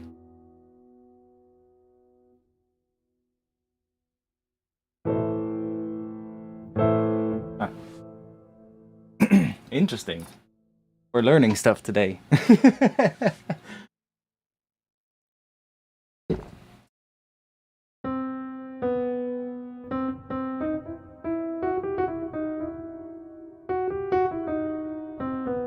Oh, and then of course we get the major fridge in there for melody stuff.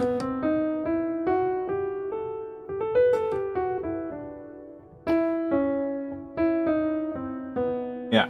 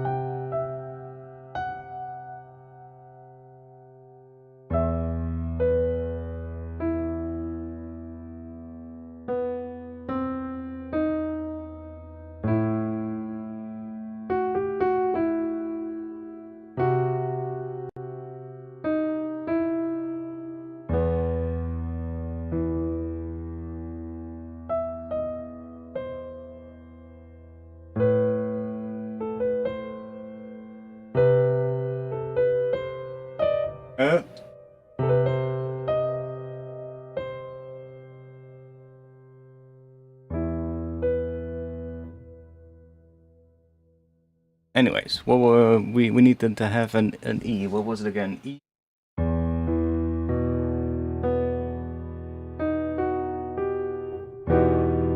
That? Kinda cool. Because I do like having the third in there as well. Gets a bit crunchy, but kinda cool.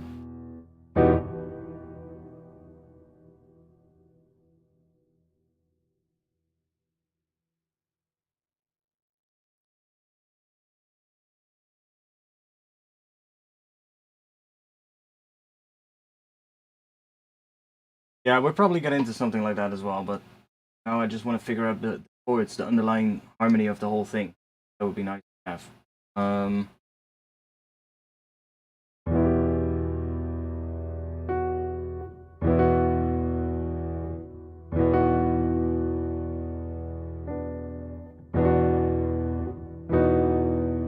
It could also imply something else, because if we look at this from like... If we just look at this from like an E minor, then that would make it an E minor, but with a major 7. What is that? That's what's that called again? That E7? No, I'm not sure what that is called, but it's an E minor with a major 7. And then the next one will be the 9th, the F sharp. So you also look at it like that. It's also like, it's kind of like an altered version of that. This would be a regular E minor 9. But we're raising that note to a D sharp. Get that. But that's also a way of looking at it. Just like some kind of an E minor 9 chord, but with a major 7.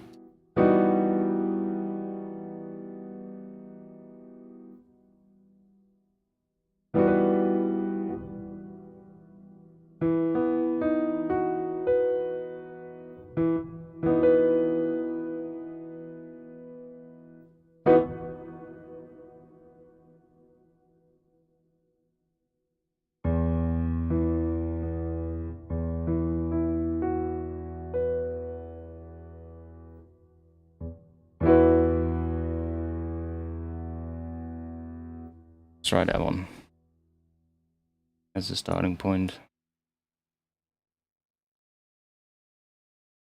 like a regular E sus2 chord, I guess.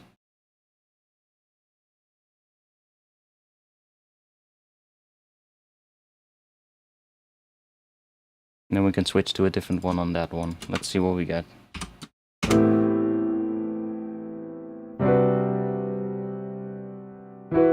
This one goes up, so we're gonna make sure that we're gonna go down a bit. So we need a lower E chord. We need to go down after this. So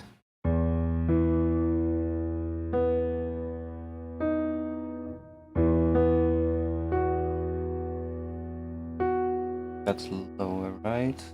Yeah.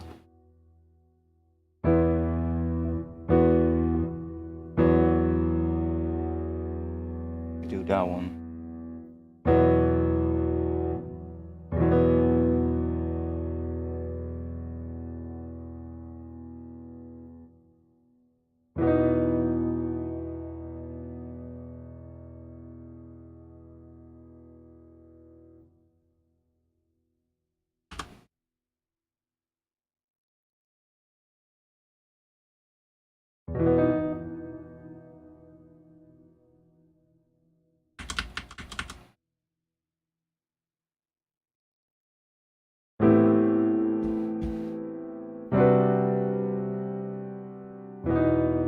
No, we don't want to have that D sharp in there for now. We want to go...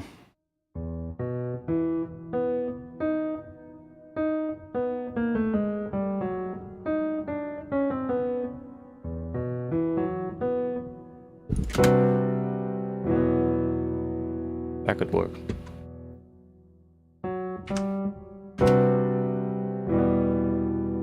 That's a regular minor, but I do kind of think having some kind of a sus2 could be cool.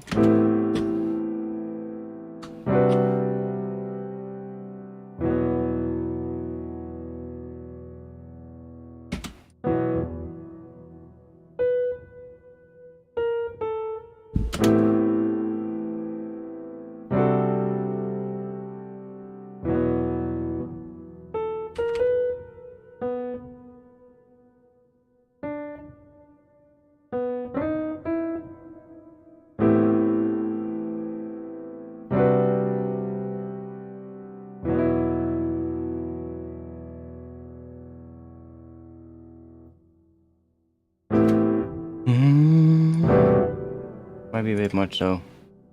Having so many notes in the chords. Let's move somewhere.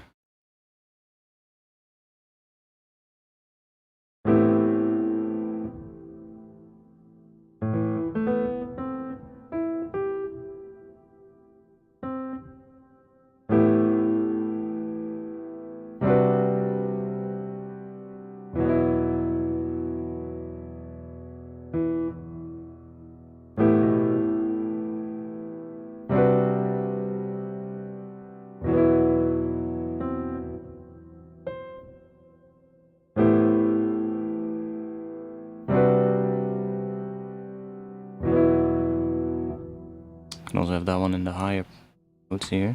So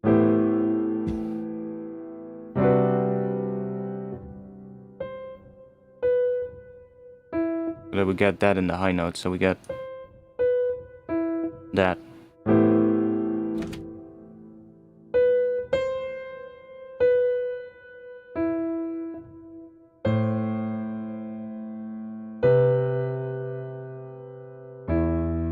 Right?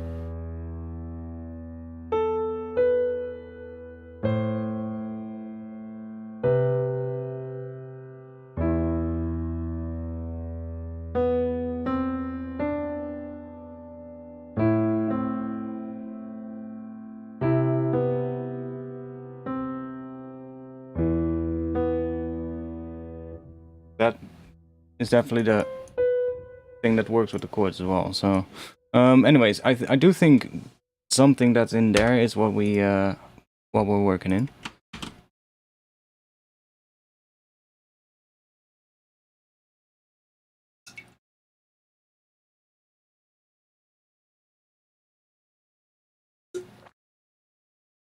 What are you talking about?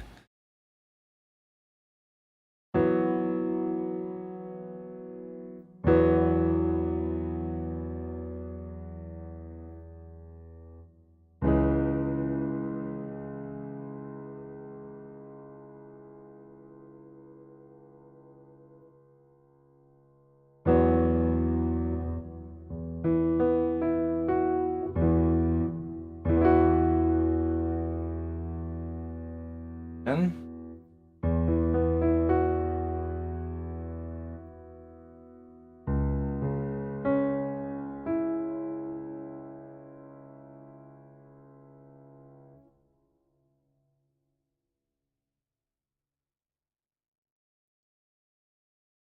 C sharp minor. That's not even in.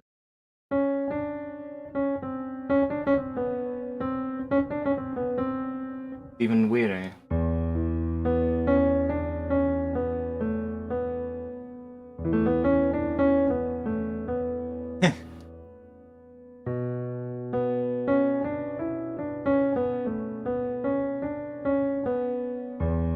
What's that? Is kind of like B minor.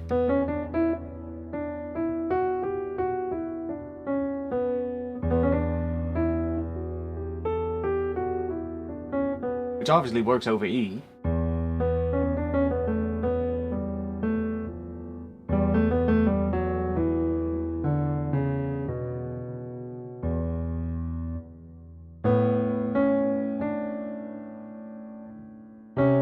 But we have a C in our bass expression. Let's go on not to. Oh no. What is?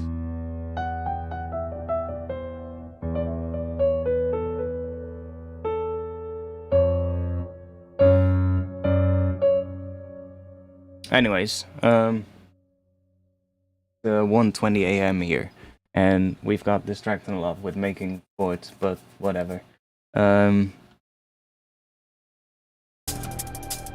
We were doing this.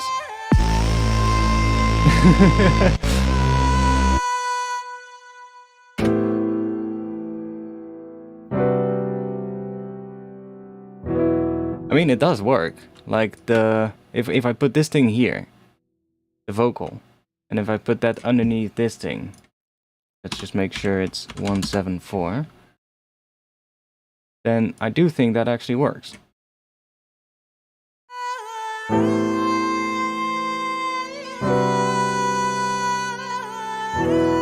See?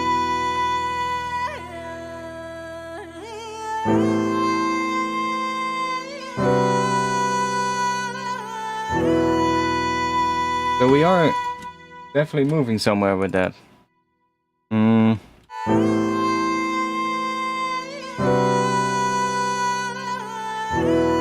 Did I remove the...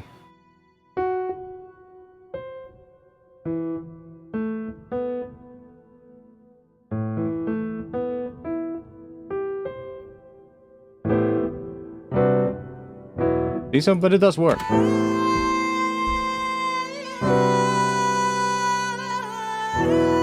And obviously we're not going to have the full chords playing at any time, most likely. They're all going to be split up over different layers, but it's helpful to have this progression, because then you can see like, okay, well, I have the bass playing the root note, right? So the bass is playing just that.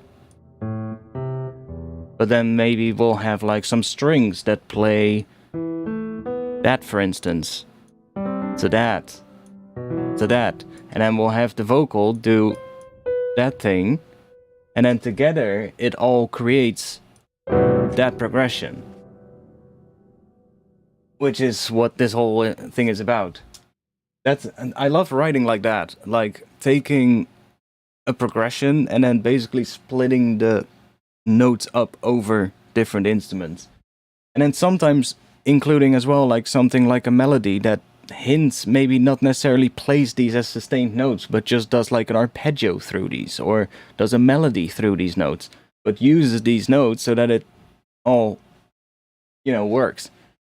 And then it really helps if you establish the progression first with like a piano or something like that, just to kind of get that down, and then just put it aside somewhere where there's nothing else going on. Just put it aside so you can reference it every now and then. But I love these first two chords, sound really nice, so thanks for that. Thanks for helping out. That first chord is nice. And that change works really well. That works too, but...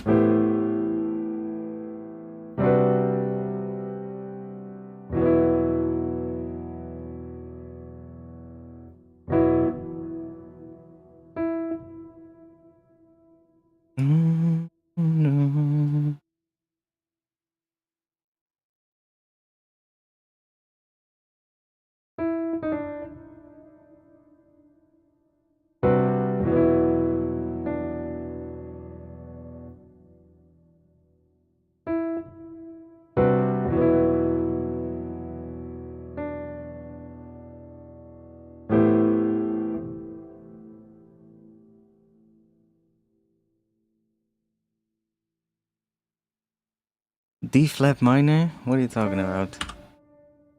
After this one?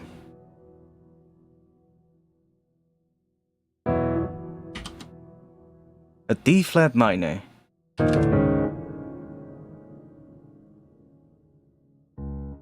So that's C sharp or D flat.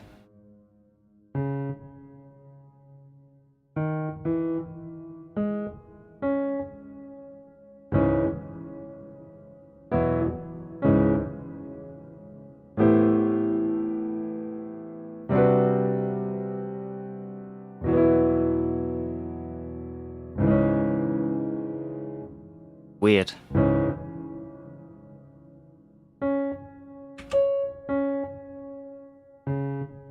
Where's the third?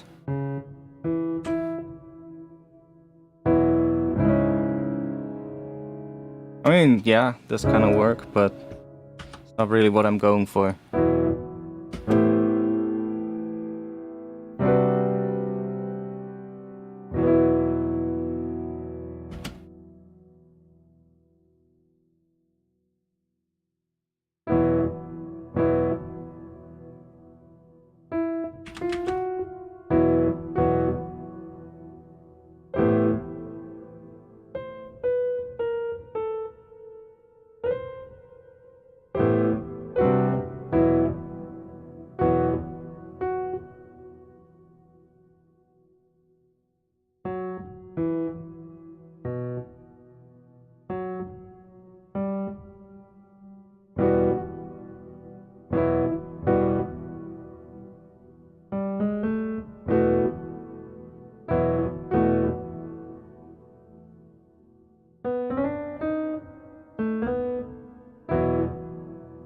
Oh. That's our B.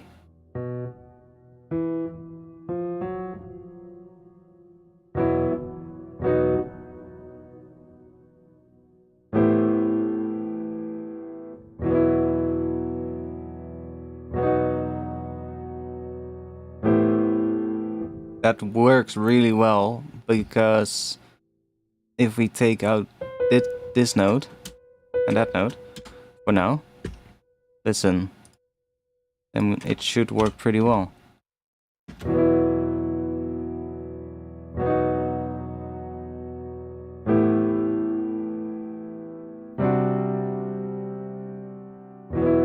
See? So that is because this note leads into the G here. It's kind of like a dominant 7 chord, but on with the root just on E instead of B.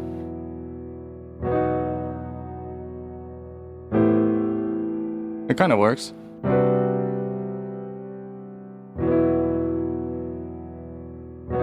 You would not use it every time. Most of the time you'll probably just have the first 3 and then just extend this chord. But then on like a little variation section you can use that one at the end to kind of spice it up. And that can be really simple, because it can literally just be like the vocal maybe, which is maybe doing like the top note, singing an E, then just bending down to a D sharp, or like bending up to an F sharp, while another element in the strings or something, if there's going to be strings, bends up towards there. It can literally just be like one note that just bends up to that note to imply that, oh, we're now going to a dominant 7 chord, which is interesting. Doesn't have to be the full-on chord, of course. But that's an interesting change.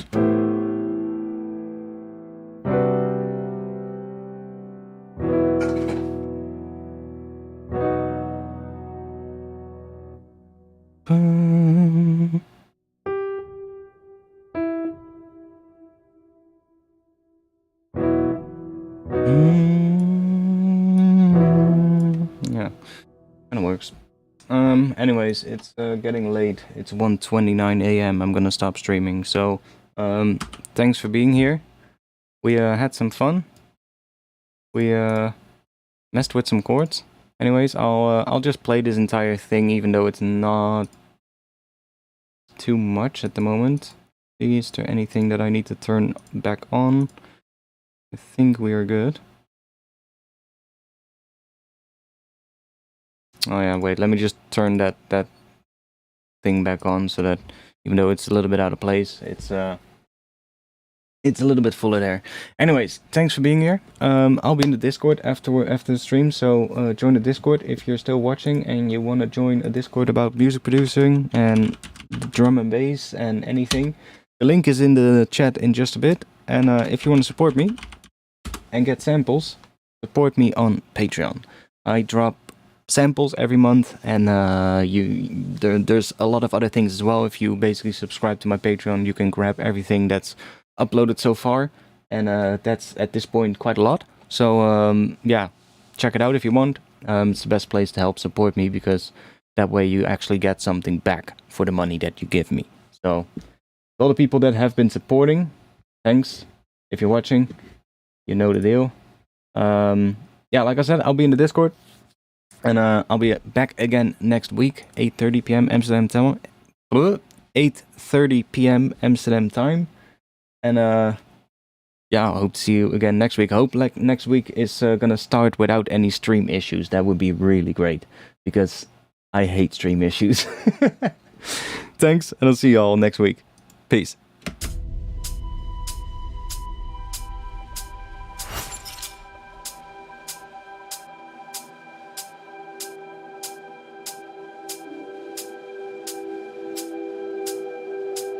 My bad, that was just the tempo had changed to 190 BPM, so